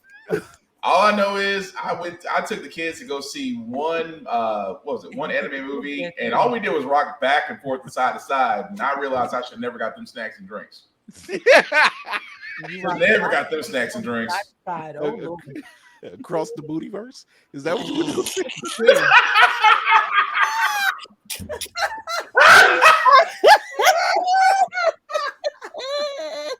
Yo. I love it. Oh, we can't use that. It's not Miles Long. Morales. Y'all gotta stop. We gotta save that for the Patreon. Oh my Lord Jesus. I'm so glad I'm a single man. Let's go. What up, bro? Oh, Jesus. Oh my God. What up, man? Hey, man. Yeah, seatbelts in the theater is wild. That's why everybody was 42nd Street back in the day. Oh Lord. Woo! No. Don't step off the circle. Don't disturb the salt. You're disturbing Don't disturb the salt. Oh my God. All right. So 40 yes. That's the villain's name. Oh, okay. All right. You know what? I'm not mad about one last Somebody one. gonna take that name. This is how you end a Tuesday night. I don't care what anybody says. That's how you end a Tuesday night. This is how you do it, baby. This is how you do it. So we got Donald Glover as the Prowler. Fantastic move. Like I said, Easter eggs. This is one of those films you can watch numerous times. You're gonna pick something up new every single time. Yeah, it's like Ready Player One. There's no way in one sitting you're catching everything. Right. Yeah, no way. It's so much going on. You're just like, yo, ooh, but then it just as you're saying it, you got Spider-X. Jesus Christ. I'm like, I wasn't expecting that. Of all, I'm like, oh, you just pulled out. Oh, I should have known because you gave us Spider-Man Lego. I should have known. I should have known better. You're going for Spider Pig in the first one. So. Yeah. So I'm like, what was I thinking? And so stage of Spider-Man Noir and didn't expect that little standout act. Exactly. So it turned out to be this cavalcade of different spider people. And we're gonna give these animators a shout out because not all of them are rail thin or built like Miguel O'Hara. Some of them were thick. There were some thick ones. Some ones that got some. It was a couple of spider women that had some hips, and I'm like, oh, y'all representing. Ayo. Okay. I need Miles and Spider Bite to have a baby because there is no reason. Look at this. That girl is single. I'm glad you said that. Way. Amanda Steinberg, shout out to her playing Spider Bite. She was feeling him 5 seconds after she met this brother. Spider cakes. She was on it. Spider cakes. Arachno cookies, ladies and gentlemen. Arachno cookies. She was, She was on it. Spider Bite was on it. She was like, "Oh, he's about the same age as me." Oh, okay. He came in, no mask on. My man didn't even have to say hey. You could down hear the Alicia Keys playing. You don't know about me. You know, Miguel be talking about I gotta use, regular wet fluid, but I always use, a special blend for you because a special blend for you. So the whole time Miguel is telling them they trap him in the little web. And they're arguing amongst themselves. They're just like, yo, this is not what we talked about. This is not what's going on. He's looking around, panicking. He looks dead at Hobie. Hobie was just like, palms. And steps back. And Miles does exactly that, blows that thing up, and takes off. And Hobie says, just for the record, I quit. I'm out. If that was not the 2 weeks notice, 14 days early. Damn. That was a fuck you, I'm out. That wasn't about no 2 weeks. That was my He's fuck like, your 2 job. weeks, I'm gone. I'm like, fuck that. But see, this is why Spider-Punk was such the standout in this film. Because like he didn't give a shit. He called it how it was. He let it be known. Over 1,000 animators. His animation alone was all over the place, but it was beautiful. Yeah, and it showed it was in line with his not falling into, not being boxed in, not being labeled, not being just one particular way. This dude was, he walked the walk, and I was with it. I'm like, yeah, this dude, yeah, Hobie was jailbreaking. Yeah, the level of form. that man had a level of apathy I wish I had. Yeah, I loved Hobie, what he was bringing to the table. But I want to say something. All of that running around, that whole chase scene, and when Peter B finally he realizes, okay, this is not going the way it needs to go. I'm going to cut it off at the pass. I got to talk to my guy. He's talking to him.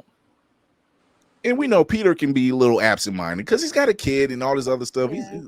And he was actually talking to him. He was like, yeah, they was in a place hidden. They were talking. I'm still with Peter B on this because he was just like, yo, this is not what I wanted for him. Not this. No. And so I got to talk. Hold the kid. Why? Hold the kid. You'll like it. She's magical. I had her because of you. I thought that was so funny. It was like someone having a kid and trying to get rid of it. Hold the kid. Hold the kid. It's gorgeous. Hold the kid. Hold the kid. Hold the kid. And but he's still acting as a mentor. He's like, you don't understand. I had her because of you. You gave me that confidence to become that family man because I was scared. You gave me that confidence. Hold her. She's almost like your goddaughter at this point, right? And so he's daddy, not even thinking that he's still got this watch on. We have your location. He's like, no, you don't. He was still fighting for Miles. He was like, no, you don't. No, he was like, shit, I forgot I had this on. Yeah. Like he was fighting for Miles. So I'm still with Peter B on this one. He's just like, now at this point, the only reason why he's in the chase is to stop any further danger to his mentee, I guess you could say. Yeah. But he did sit there and say at the end of it, this is not how we protect. At the same time, keeping that kid locked up is going to do more damage than good. And it's like, he sat there and saw what was coming, and it's like, this ain't, like you said, he's gonna first and foremost be his mentor. Let him go. Yeah. I don't understand why the plan was to let him know that he was an anomaly and we kind of don't like you because you fucking it up for the rest of us. Cool. And B, why would you try to keep this kid or make this kid basically your enemy? Like, even if you didn't tell him the reason why you're keeping him there, which don't fucking tell him that's because his dad's gonna die. You're creating an enemy out of the one anomaly in the Spider-Verse that started, according to you, started all this. That's Mr. Anderson.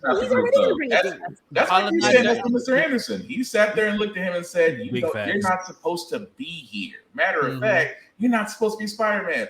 He sat there and literally gave him the Matrix speech. Like, you don't. It's wild. You told a teenager, half black, half Latino, you don't belong. Half Puerto Rican. You don't belong here. That you were a mistake. Like, come on, bro. Like, what does that do to somebody? And you being a Latin man yourself. But it shows the constant trope of whoever in the movie claims they know everything. They are so arrogant. They're going to tell you and dare you to do something. Almost damn near villain vibes. Basically. Basically. Oh, the way he started coming at him? Yeah. Yo. It went from chasing him down to like, now you're assaulting this kid. Yeah. Like, and we have to eliminate him. Nobody back. He was gonna try to kill him for real. Yeah. It's like everybody else at this point, everybody else is trying to catch up to you to at least try to talk some sense to you, because you're flailing at this point. You're flailing at this point. Like you're going after this kid. You're the only one that really got your hands on him because nobody else did. You know, they went from trying to stop Miles to trying to stop you. Yeah. Yeah. You know, and they're just like, dude, you're going too far. This ain't what we talked about. This isn't the way. And I'm like, Miguel, really, my guy, you fucked up. Yeah. Miles didn't fuck up. No. He was like, that spider that bit you, it wasn't like that. That all me.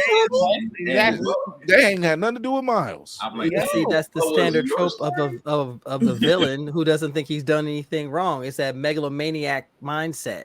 Every villain thinks they're the hero of their own story.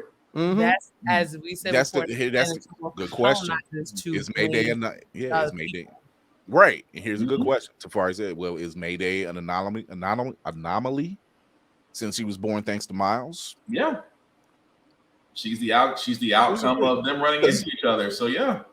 And isn't Mayday a canon event in his life? Yep. Where does it stop? And if I'm not mistaken, Peter B is the 616 Peter Parker. Yeah. So here you got the 616 Peter Parker, who's pretty much the beginning, and Miles is the next one in line. 616. Y'all followed us. We ain't ask y'all to do this. Y'all followed us. Yep. Y'all don't go to. Y'all don't go here. Y'all don't go here. But that's the whole villain side. It's like you're trying to control time and space as we see it, not realizing you're destroying it. Trying to corral it, trying to hold one kid, and then at the same time, you want someone. It's like he has to die. I'm like, oh, yeah, this is definitely villain vibes. He has to die in order to preserve the universe. Or he leave him the fuck alone. Mind your business. Like, stay in your lane.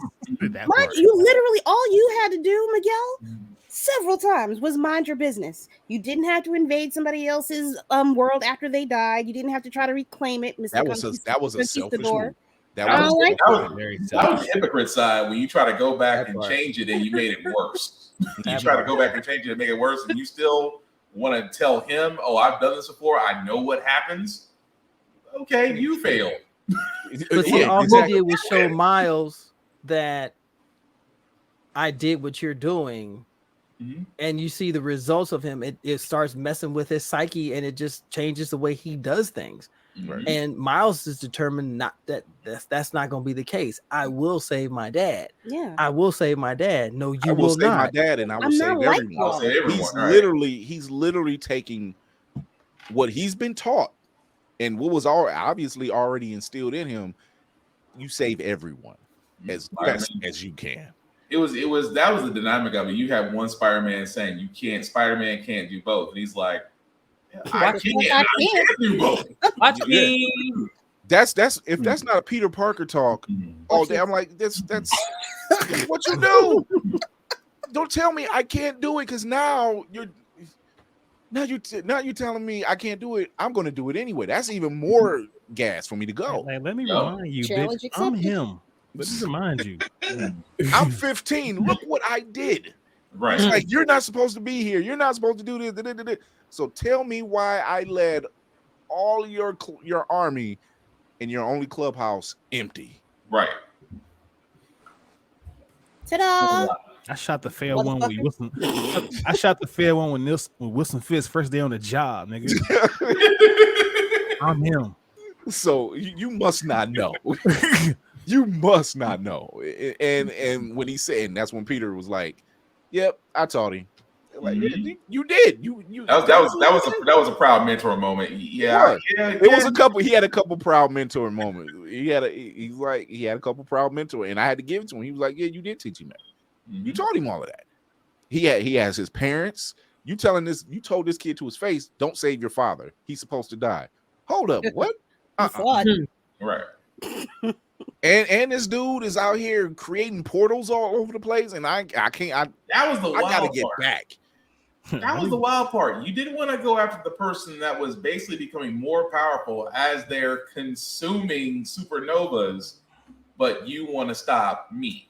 Right. But it's reverse damage control. It's literally reverse damage control. Yeah. You know, we're not gonna go after the source. We're just gonna keep putting boards up over the windows that keep breaking. That's all we're doing. We're putting boards up over the windows. And once again, sounds very 45-ish. Exactly. Right. Exactly. And then you put the ball in Gwen's court, because she's the same age as Miles, if not maybe a couple months older. They're around the same age. So now you're bearing more weight on this girl because you sent her there to begin with. That was on you. That was your call, in Jessica's call. The fact that she didn't know how to tell him shows that she does care about him. She just didn't know how to tell him. That is a heavy load to bear. You're gonna send her to tell him that the person that he obviously cares about. It's too many emotions running high right now. Yeah, it was too many emotions. Right. I will say this. What Tafari say? He said, if that's the case, ain't Spot escaping to kill his dad technically canon? So was Gwen supposed to fall? Here's another thing. Yeah. Miles seen that part of the future. He's seen that happening. Like when the captain was getting saved, it was the same scenario. It was almost the same scenario. He sees his father in those flashes. He didn't know what that was at first. Right. And now here we are. But apparently, me saving my dad, me letting my dad die is the catalyst of everything. We're at the nexus point. It's like he has to go. Right. So it says a lot. So when he says that, I'm like, oh, like you said, Nix, shot a fair one. He fooled all y'all. I'm out. He said, I'm out. He gets back to the base. Let me tell you what black solidarity looks like. It looks like these two. Hobie was backing him up. Spider-Bite was backing up. And she didn't know what happened because, Miles was invisible. He didn't see her. Or she didn't see him. And he activated the computer, but the computer scanned him for Earth 42. Such a blink and you miss it moment. And then when he shows up in that world, Miguel gets back. Now he's off the rails. Yeah. He's completely off the rails now. And there's just no way. When that line is dropped on him, he's like, you're supposed to be the heroes. And he disappears and he looks back. He's like, we are. And I'm like, yeah, you don't sound too confident right now, my guy. That part. You don't sound, you looking back at everybody and they looking at you like, yeah, dude, This seems a little wrong. That's yeah. You're the only one that got your hands on that kid. We were chasing after you. Like you spent your afternoon body slamming a 15-year-old child that just wants to save his father's life. Like, just sit back and get some therapy real quick. Think about your Right. If that didn't have Law and Order vibes behind it. Let's consider our life Dun, dun. decisions. Is this a positive life decision for all of us? Right. Got hit him with a nigga. Do you hear yourself? Right. And so when he gets mad, he said he's had enough of Peter B. I'm like, dude, you really ain't got no right to talk to this dude like that. Yes, he can be goofy, but like once again, you wouldn't be here if it wasn't for him. I don't care if you recruited him. It started with him. Mm-hmm. You wouldn't be no 2099 if it wasn't for Peter Parker. I'm just saying. You know, so now here we are. You're tired of Peter B. Hobie quit, rightfully so. Mm-hmm. Look at Jessica's face again. I think she's starting to have second thoughts because she was like, "Okay, I was with you to the end until I think you went too far." Because she's able to talk him into some stuff. Mm-hmm. You know, knowing what she knows, she's able to talk him in. Yeah, Jessica was a narc. She was a narc, but she wasn't seeing it for what it is because, see, it's easy to say it's a canon event. It has to happen. It's easy to say that, but to experience it, and this is another thing I loved when they showed all those different canon events. Mm-hmm. I love you, Kevin Feige. I love what you've been doing with the MCU, but this is exactly how you do a multiverse story. Mm-hmm. Yes. This was probably This is how you plant the seeds in other stories so you can create other properties. Pretty much. Yeah. They kind of hit that on the head, and they're just like, yeah, it's not messy. And I'm not gonna co-sign calling Jess a narc because we all have known at least one black woman in our lives who have been loyal to a fault. Yeah, that's fair. You know what? You're right. That's fair. That's fair. Yeah, that's fair. She thought she was doing the right thing. I'll take that. She has been too loyal for too long. Well, she thought she was doing the right thing. She's like, she believed it. She believed it until her faith wasn't rewarded. Can we say she saw the potential? Mm-hmm. Because from Miguel's perspective, if you're coming in without having any attachments to Miles, it sounds like it's a problem. It's Doctor Strange trying to fix the multiverse with the MCU Spider-Man. I love that he uses that line. Don't even get me started on Doctor Strange and that twerk. Don't get you started. Look at you. Like, nigga, this wasn't really all this time. We thought it was Tom Holland. Nigga, it was you. Like, bruh, you stole someone's life, and you try to stand on this sanctimonious soapbox, trying to talk down on Miles, who's still a kid. In this man's refrigerator, drinking the last sip of orange juice every morning. Like, I wonder how many times Miguel actually effed up before he was like, okay, probably can't do this anymore. After what Miguel O'Hara did, all I have to say is, don't you put that on us. That's all I. He was waiting to do that one. I was waiting for that one. I was waiting for that because it fit just right. Yeah, it fit just right. So, but I like that they got all these universes together, and I'm like, you know what? Y'all figured it out. Like, just when we thought there was a good balance, y'all figured it out.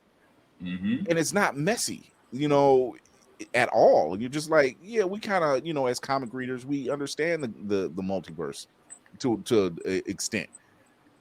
And when you're reading it, yeah, it can get convoluted, it can get twisted, it can get confusing as hell. But this, you got it. Marvel has the chops right now to create an equally devastating animated universe, just like DC did. Right now, we already know that the top grossing animated movies that Marvel has in their arsenal belong to a half black, half Hispanic Spider-Man. Hello.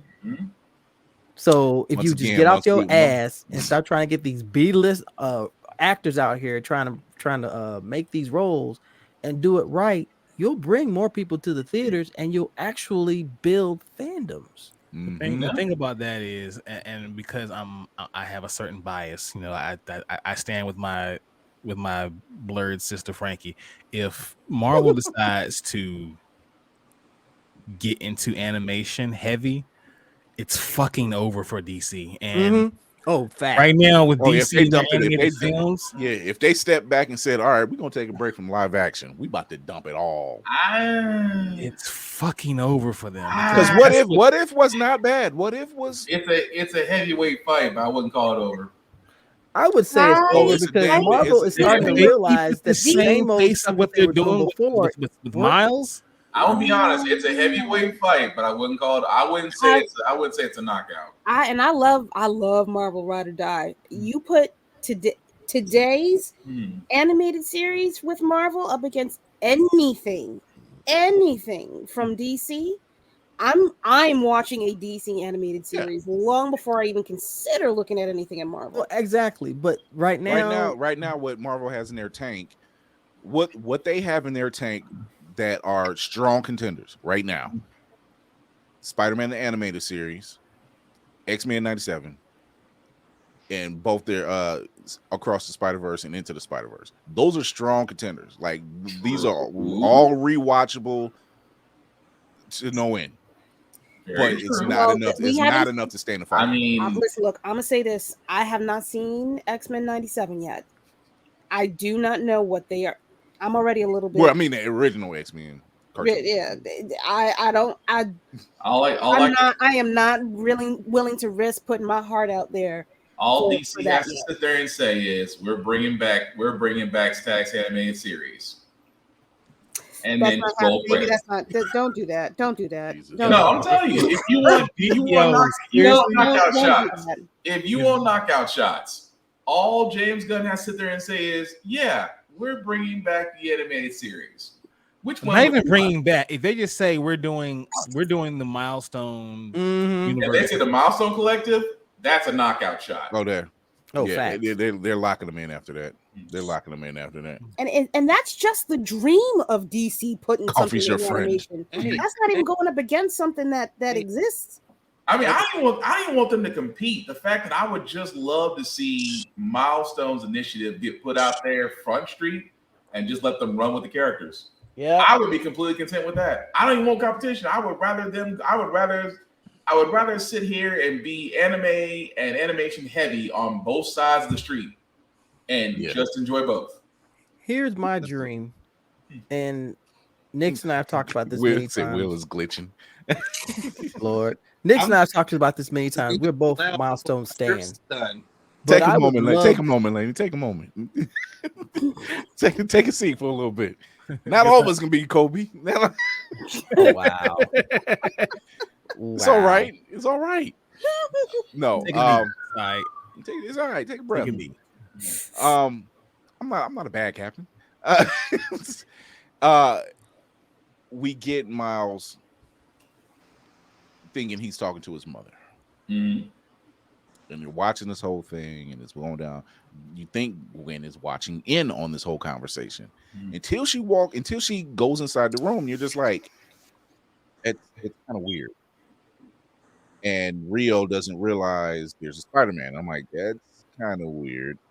And then that's when he's not home. Mm-hmm. He is not home. He's on Earth 42. He's not at 16. And that's when Gwen realizes it. That's when Miguel realizes it. And then you see Uncle Aaron walk in the room. And you're just like, yo, this shit just got bad. You know, you took out your braids. You took out your braids, man. Took out your braids, man. Looks good. Getting used to it. And it's this whole conversation. And then he goes up on the roof with Uncle Aaron. You see, oh, your dad is dead on this universe already. Mm-hmm. And Uncle Aaron is the Prowler. Or so you thought. And you get knocked out by the Prowler. And then you wake up. And it's you, dude. You're facing off with the Prowler. and it turns out the Prowler is you. The way my son Dono shit a whole chicken when he saw A that chicken? Yes, What? the whole chicken. like, But he wasn't the only one. Yeah, me too. Shout out to Dono. It's more like a chicken tender, but yeah. Wow. Yeah, it was. I'm like, damn, this kid is not home, and he's facing off with. He's what the hell? Imagine. That was So out of left field. That was Kira. Oh my god! But it was so out of left field, and you're just like, damn, this got bad. You're not just at home, but now you're facing off against yourself. A darker version of yourself. Just what would happen if you never? It's almost like it almost is a what if story. What if Miles was never bit and you became the Prowler? Yeah. And you had to face yourself. You have Jay Jonah with a different accent and all. Yeah, which tells you I'm like, oh, you've been around your mom a lot more than you've been around your father. Yeah. And that must have been a long time. It had to been. And you hear Jay Jonah in the background. I love Marvel. Yeah, you hear Jay Jonah on the radio talking about the crime. The Senator 6 crime syndicate is on the run. Like, I'm like, yo, they haven't had a Spider-Man at all. Now, when the Spot was talking about how that spider got snatched from that universe, they show it's a pencil drawing, like quick. It's so quick. They show that Miles, who almost got bit, and that spider got pulled out. Yeah, they showed it. That is that fast. And so I'm like, okay, so if the timing is right, then it's been a year and some change that they haven't had any Spider-Man. Obviously, his father's died early because my man's a stand in Gotham City. I'm just saying, like, even Tafari said it. Like, they left Miles in Gotham City. Like, they did. Miles created Gotham City. Miles created. Yeah. Just in Bloodhaven. It's just Bloodhaven, right? That point, Not even Gotham. So we get a major thing going on where this thing has been this is a perfect comic book turn. Perfect. Because I kept waiting for it to I was waiting for it to be continued. I kept waiting for it. It wasn't showing up. And I'm like, when is it gonna come? It's gotta come here. It's gotta come here. It came right here. But we get Gwen. And this is the beautiful part. Gwen goes back home. She has to talk with her father. She says what she says. She says, this guy came by, real character, dropped this off. Hobie came through in the clutch again and left her a watch. She goes, she makes her peace with her father, leaves. When you see her again, she's got the original squad. Spider-Pig, Spider-Man Noir, Penny shows up again. Now she's got Spider Bite with her. Hobie said, I'm back in, because that's my guy. She was like, I finally found a band. You want to join? And I'm just like, full circle moment. Right. Y'all can't come with this third installment quick enough. Yeah, buddy. Yo, so am I the only? So y'all have to admit that swerve, and then it said to be continued. You've never seen so many people get upset in your life. Yo, they came unglued. And you know what's in crazy? The theater I loved it because the fact you and me both. People have been so spoiled by just Easter eggs alluding to another movie instead of getting your ass just dropped off the cliff. Like, you gotta cinematic blue balls. Yeah. Some of y'all didn't sit through Empire. You know what I mean? Thank you very much, Kira. Cinematic blue balls. Cinematic blue balls. Question. Y'all, is the stylistic differences between all the characters from their various universes, is that something only we perceive as people just watching it? Because I just thought for a second, like, Hobie with Mrs. Chen, when you see the camera when they go to Mrs. Chen's universe, the Spot is still the Spot. Yeah. Yeah, there's no changing into that version of the Earth or anything. Like whatever you look like, that's what you look like. Mrs. Chen didn't react because Mrs. Chen that's her. She's seen it all. I'm thinking about Hobie showing up with his damn outline flashing every time he moves at Gwen's house. Her dad must have been like, "Well, what the fuck is wrong with your skin? Like, is that a condition? Do you need to sit down?" That's why he said he's like, "Yeah, friend dropped us off. He's quite a character." That's all he can say. He's like, "Yeah." Couldn't respond to him. Not a character. I gave him cortisone. Flickering. He's speaking Cockney or something. I don't know, whatever that is. He needed lotion. I gave him cortisone. They call it road in Cockney. Is the which I think Daniel Kaluuya is from that area. Yeah, so I'm like, and his is thick Cockney too, so it's really hard to. I like it a lot. That's the biggest shit I've ever seen in my life. Yep. Oh my gosh, girl! Good night, everybody. Yo, Cinematic Assassin. That's the clip. That's the clip. Girl, please don't take a bite. I beg of you. You smile like that. Don't take a bite. There will be mass murder. I tell you what. But me catching that ending, because the 2 times I seen it in the theater, all I heard it was like I heard the first time it was like oh. The second time somebody was waiting back. This some bullshit. There always gotta be that person. Always. Yeah, I was just like, I'm like, y'all were spoiled. Like Nick said, y'all were spoiled. Like we read comics, we deal with these type of drops. Like you ache for that next issue. You're just like, I gotta know. I've got to know. I gotta wait a month. I gotta know. And then they give you some fucking side bullshit story in between the actual goddamn story. Like, I don't care about that. I want to know what's happening right now. That's so messed up. First time. So we're wrapping it up. We'll go around, get a rating from everybody. Scale of 1 to 10. Do we even have to do this? Do we even have to? But like for real. I'm about to say 1, 2, 3. Hold on, we're gonna do this. We're gonna do this. I found no fault. I think everybody gonna be saying 10. Yeah. Okay, so in other words, I gotta tell you, it was perfect. Perfect. Everything, down to the last minute details. Big facts. I never thought I'd agree with I the was gonna say Homelander. 15 out of 10, but okay.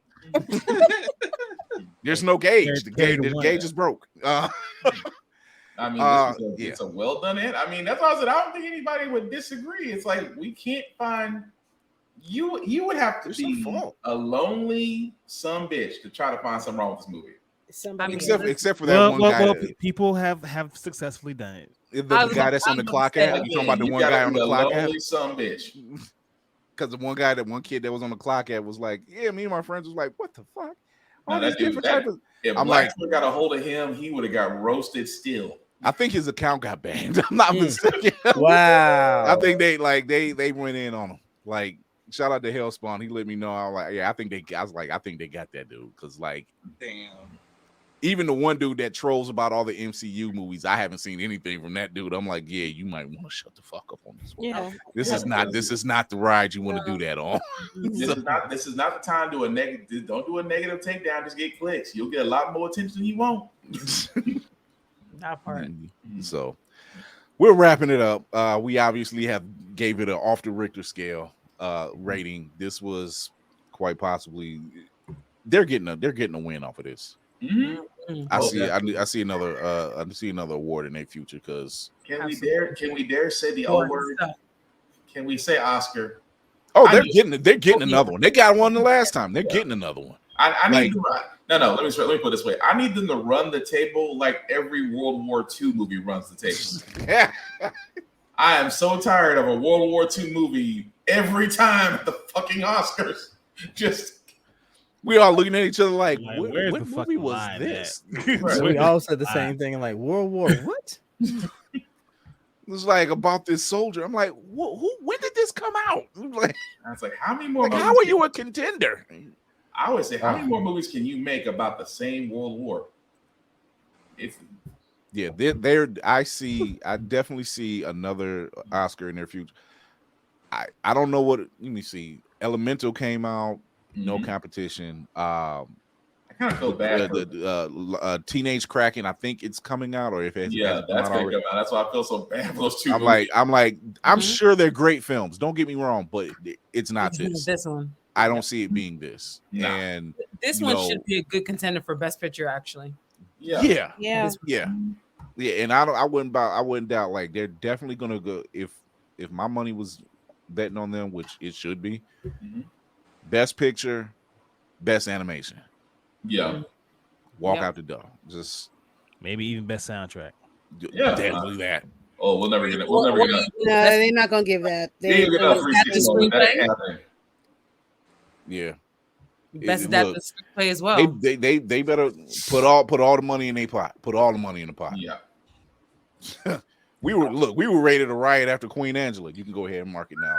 I will say this. I went to a 2:00 showing today, sold Mhm. out. I believe it.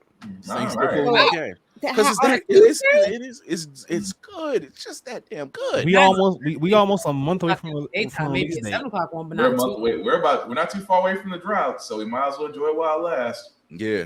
Especially the way these movies are dropping. The way these movies are dropping. Two, the way these movies are dropping and leaving the theaters quick. Right.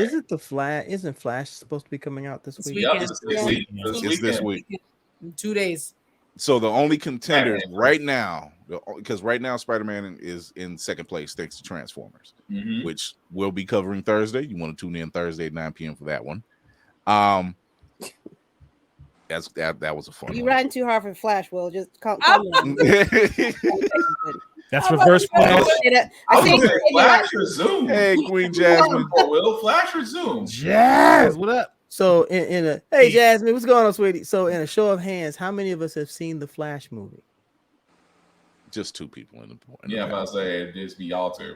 Me and Nix have talked in private, and I didn't confirm, nor did he deny, but We just hit detective. We just hit the Miyagi nod at each other like Yeah. Like I didn't see it, but I'm just like I'm catching wind, and I'm like, he was just like, So it happened. Yeah. let's put it like this: not our theory. We had three options. We had three options about the theory. I'm just curious: was it A, B, or C? And only it wasn't the collective in this room. Yeah. Saying Grant Gustin. That wasn't it. Oh shit. Okay. Yeah, I was hella wrong. I went all in on that theory and was hella wrong. Okay.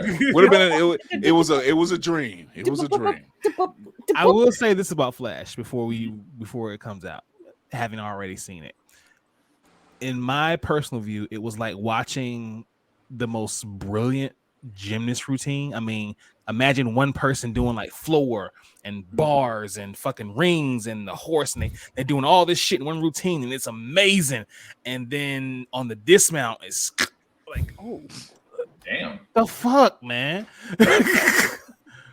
You couldn't stick the landing. How you do all that, Knicks, and I'm getting like hyped, and then And that's what's gonna happen to But you see, when the you see it. Here's the thing. Are we here? Yes, we're curious not because of Ezra Miller. It's not because of him. I wish I could show the picture. It's not because of them. Let me correct it. It's not because of them. It's because of the Flash character. We wanted to see what was going to happen. They just doubled down by giving us Michael Keaton. And then we were just like, all right, I'm in because you got our back. Tafari, you're going to hell. Oh no, you can't go into hell. Eddie! You're going to hell. No. Wow. Eddie! You are. Oh no. And on that the note, gasoline And what's fucked up is hero. we like this over a fictional character, bro. Like, oh shit, you can't say that. The level it's of too soon. Like it's too soon. God. Decades later, it's still too soon. Yeah. So we will be doing our Transformers review this Thursday at 9 p.m. Probably next week we will probably be covering the Flash. Just because. Why not? But we will also be. I'm trying to figure out how we want to do our Father's Day episode because everybody does their Father's Day episodes kind of the same. You know, we know who the Black fathers are. We already know about all those the sitcoms and everything else. Might want to play it a little differently. If it's a game, I'm out. I'm a whole villain with the game. I'm not playing with Kira again. You are a level of competition I do not want nor need in my life. I play to win, sir. No. Why else would I play a game? You cannot argue with that woman's logic. It's even her voice changed when she said that. That's scary as shit. Nick, you didn't play with her. You did it. It was the wildest thing. Like I had them so stumped because we did Blur Jeopardy. We had no guest. It was just us, and I was just hosting. And the questions that I was throwing out, Nix, you would have been proud. he had some scratchers in there. Yeah. I don't lie. Nix would have been like, I taught him that. Yeah, I love it. It was all Lex Luthor vibes. It was just like, oh, I was sitting back, bald head and all. I was just like, I'm going to enjoy this. You know, it was something glorious. So we might be doing that at BlurCon. You never know. But I don't think Lady Mandalore is going to let me do all the questions. I'm like, no, for you're y'all, not doing that. Listen, y'all gonna I don't want to hear shit. I'm working on it. She's like, we are not doing those. She's like, you're going to get us killed. No. So before we get out of here, I want to thank the family for always stopping through, man. Nix, Montel, y'all family. Y'all not guests, y'all family. Like, it could be one of them tired days, and come on in, man. We got some chicken in the mic. Go ahead. Go ahead, some chicken in there. I'm still waiting for my chicken for the last mic, but it's all good. But it's always a revolving door of kids around. My bad. I ate that, man. I'm sorry. Oxtail. It's like eating ramen. It's like eating ramen in Japan. Just watch it pass on by. Oh my God. But before we do our sign off, I want to thank everybody who's tuned in. Thank you for checking us out, showing your love. You can always give stars on the Facebook page, show some love. We can always get more great stuff from the stars. We can always get more production value from the stars, because you know what? Fury can't do it all by itself. I'm just saying. This shit is not cheap. It would be very nice. Can I have some more, sir? We just ask that you donate to the church. That's it. Donate to the church. Pass the plate around. Open up your hearts and your wallets. So no, we prefer. We prefer jingles. But we like the kind of fold. Open your wallet with your heart. There you go. There we go. Oh my God, Lady Mandalore, tell them where you at. Oh Lord, you can find me on Instagram and on Fanbase at Roomful of Blurs. Yeah, there you go. Roomful of Blurs. I am also on TikTok as Child of Mandalore, where I do some voices every once in a while. I try to keep up on that page as much as I can. It's been touch or go recently. Child of Mandalore is also another podcast that I do where I talk about the history of Mandalore, everything up until the most recent iteration. So I'm out of the I'm about to approach the Rebels portion of the history of Mandalore, if anybody knows about Star Wars. Anyway, there's that. Real quick, Verb, don't worry about the cash button. Tell a friend to subscribe and hit that notification bell. Let's get them numbers up over there too. Oh, like Brother Nick said, we like to cash the jingles, but we prefer the kind that folds. So. I will not do what I was about to do. Here we go. Is it only fans material? A show? I will not do what I was about to do. Follow our Patreon, ladies and gentlemen. Follow wait. Patreon. Give them what they could possibly get. Ain't no way. Ain't no way. Wait, is it Blur's Eye View After Dark material? Oh, I mean, After Dark. So, you can also find me once a month. The first Saturday of every month, I hold an audio chat room on Fanbase at 9 p.m. Eastern Standard Time on Saturdays, to reiterate. And then I also have my podcast called Roomful of Blurs, which is live on Sundays at 9 p.m. Eastern Standard Time. Holy Jesus. And I'm out. He's listening. I'll tell you that much. He's like, better not be. this camp here. Thank God they're on my side. I was like, wow. He got cash out. Laney is fighting to sleep. She's going to collapse, but she's Sleepy Brown. You're almost through, baby. She a soldier. She a soldier. What's up, y'all? I am Lady from Geek by Heart. Me and my husband run a YouTube channel that is also Geek by Heart. We talk about a lot of different things that is geeky. I love to talk about horror. I also write articles for blurredeyeview.org, so check that out as well. My latest one, I think, was on Boogeyman that just came out in theaters last week. You will also see me on TikTok and IG, all by Geek by Heart. So just come on. We got pie. We don't bite. We got pie. Yo, real quick, shout out to Kurt King Brown over at HNIC. He finally did a comedy set and he ranked and he won. He ranked #1. So shout out to him. Yeah, he did his thing out nephew. there. I told him he had it. I said, come on, cuz you got this, man. Come on. So shout out to Kurt, man. Where we going next? Let's do this. Let's go to Montel. Oh, okay. It's all about posture. Okay. Are you here? Are you present? Ladies and gentlemen, boys and girls, blurs of all ages, good evening, good morning, good afternoon. Once again, it's your frosty beard, the bloated corn. See the hair? Frosty. You can find me on Instagram and on Twitter under Navy Montel. You can find me under YouTube, Twitch, and TikTok under Rogue Catnip. Someone asked me what the history of that nickname is. I said I'm gonna do it in a video one day. I will be in attendance at AwesomeCon this weekend in DC, so I'll be working in conjunction with the Artway Alliance, and I am looking forward to it because Eric and them crew, talented, dynamic, and it's gonna be a reunion because there's gonna be so many of us there and just doing the thing. And I am always honored to be here with y'all because when I say my mutuals and my family, I mean this. I mean this. Every last one of y'all brings something beautiful and vibrant to this entire spectrum of melanation. And people are scared of what we do, so we're going to keep scaring the fuck out of them. Okay, I'll be Michael Myers up to this son of a bitch. I don't care. I don't care. You don't like me? Fine. They don't know. I'm not the one you should be afraid of. The next generation behind me is crazy as hell. So that fucking part. Oh my God. Brother Nix.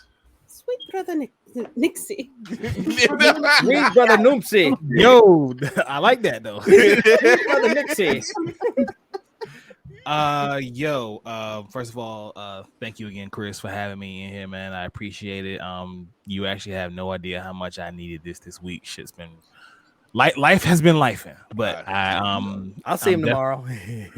Life has been lifing for sure, so I definitely need this tonight. Do You Speak Geek? That is the page that's on Instagram. I'm also on Facebook, Twitter, Twitch, and the YouTubes and the Clock app. Let's see what's next for me. BlurredCon. Got my CCW podcast panel. We're clotheslining the culture, so be on the lookout for that at BlurredCon. Also, as I said earlier, Dono is realizing a dream of mine because I've always wanted to be a judge of a cosplay contest, but he's gonna do it first. So shout out to Dono. I love that kid, man. He's awesome. Yeah, man. Yeah. After BlurredCon wraps, I'm hopping head first back to the BYSG Lives, doing interviews with some of my mutuals and some people I want to talk to, but I haven't gotten to yet. But I'm definitely doing that. And then as soon as the turn of the fall occurs, we'll be getting ready for the 3rd annual BYSG Awards. Yay! You know what we got to do, crew. Black Spartan. Yep, it is I. It is I, Black Spartan, also known as Black Box 447 on all socials. I usually do reviews on everything that I read, that I play, sometimes gym stuff because I do a couple push-ups and apparently scared Jehovah's Witnesses. I had that ability about myself. This is why I need a Blurred's Eye View After Dark. Oh my I god! swear I need this. As soon as I figure out a way to swing it, I'm gonna do it. Naked with a frozen chicken. What you want, Umbungamba? Saved Bigly. Oh my god.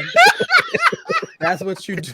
Oh god! I have a few Work. podcasts of my own. The first one, How the Fuck We Got Here, every Wednesday and Saturday can be found on Facebook, YouTube, and Twitch. My other podcast called Get Bit Podcast, my video game podcast, my co-host Joe Tonello, also can be found on YouTube, Facebook, and Twitch. Every podcast can be found wherever podcasts can be heard. Also join Opulence Radio and Always Record TV.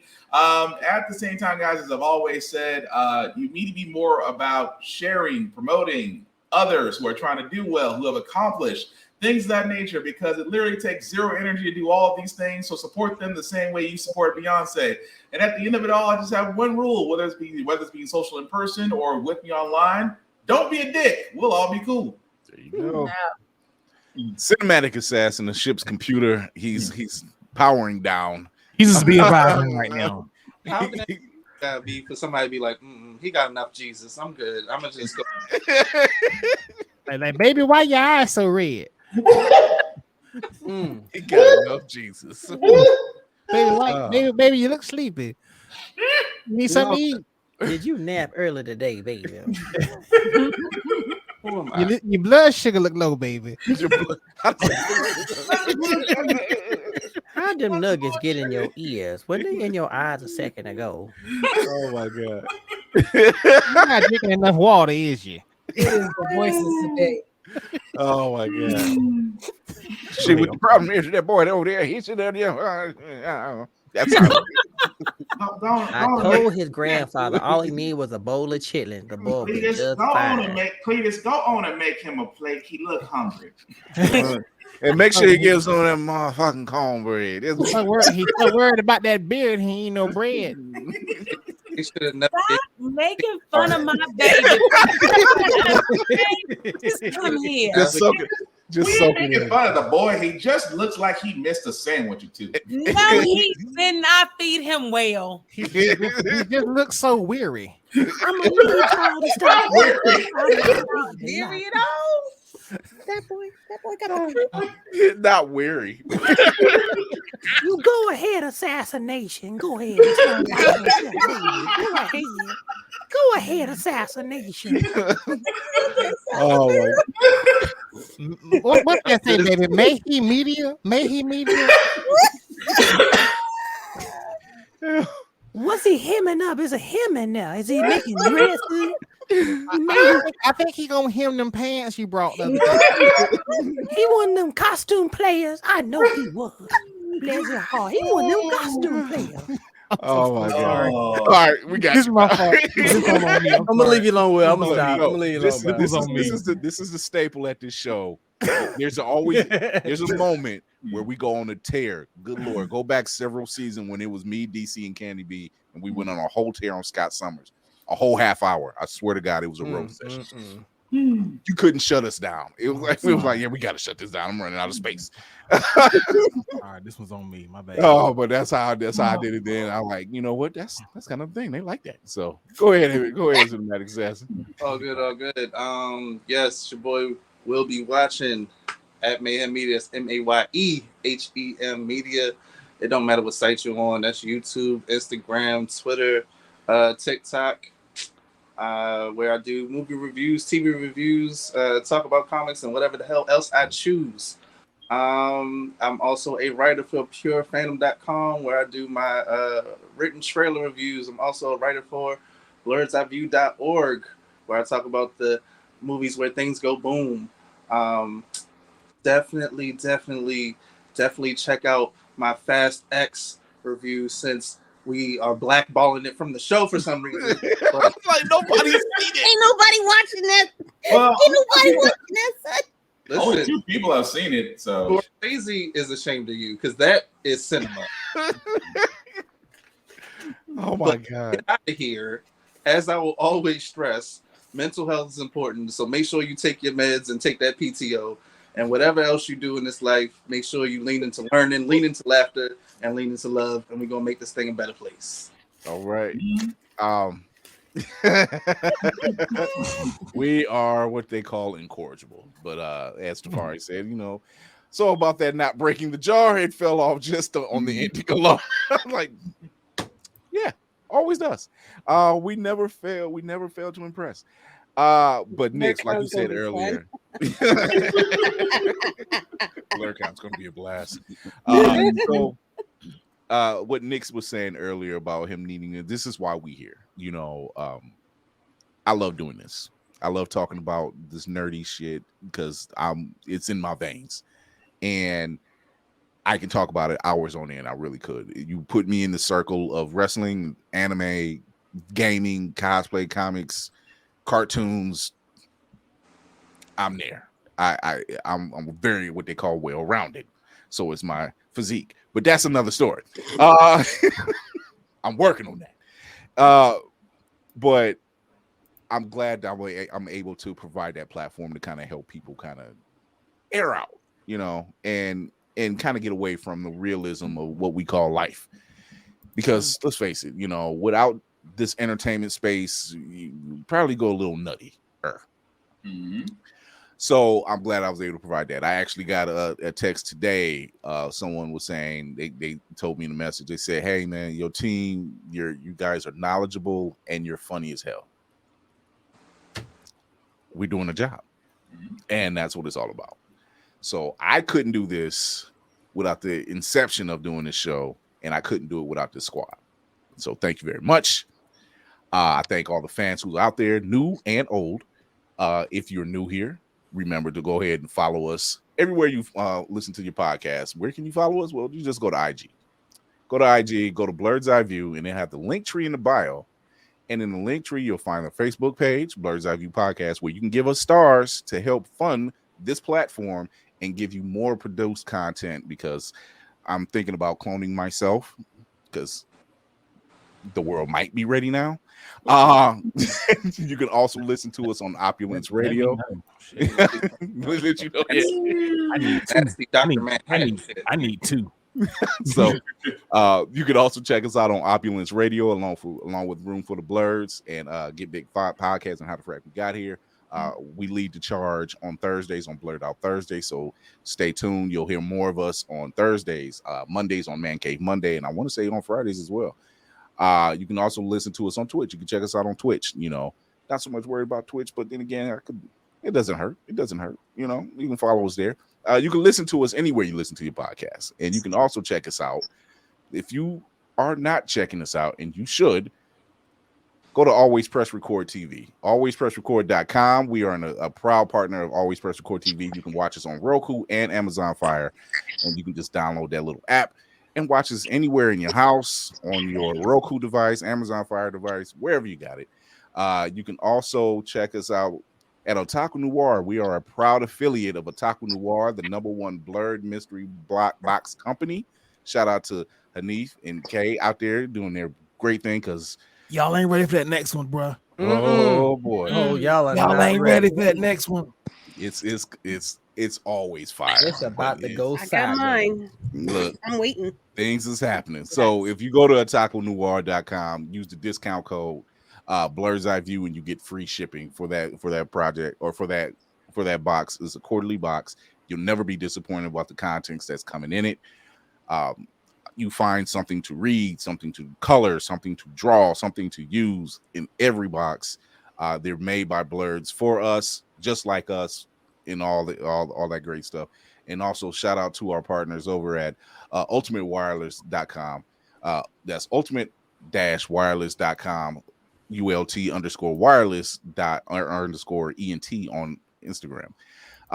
But yeah, man, thank you again for tuning in, everybody. Thank you for the crew over here. Mm-hmm. Just so y'all know, Montel and Nix, they are honorary crew members. So every now and then the ship stops by a port, picks them up, we hang out, and then we do our thing, So we're like, they have ships too.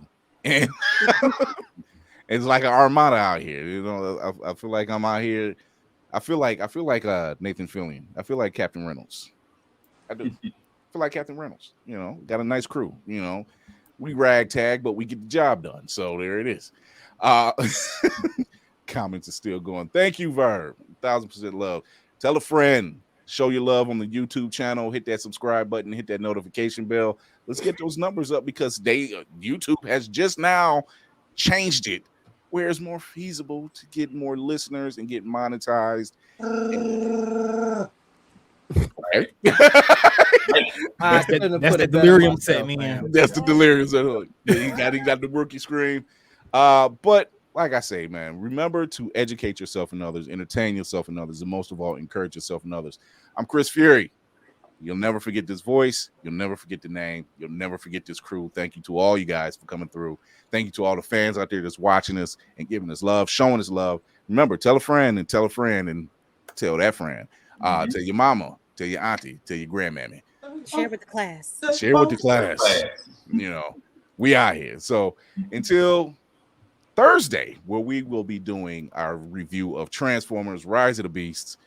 Get your PJs, get your bowl of cereal, pretend it's Saturday morning. Because it's getting in coffee. Right. Get your coffee. You don't need coffee. Let's go because we going in. That'll be 9 p.m. Eastern. You can catch us every Tuesday at 8:30 p.m. Eastern on Facebook, YouTube, and Twitch, and Thursdays 9 p.m. Eastern on the same channels. But until then, we are out of here.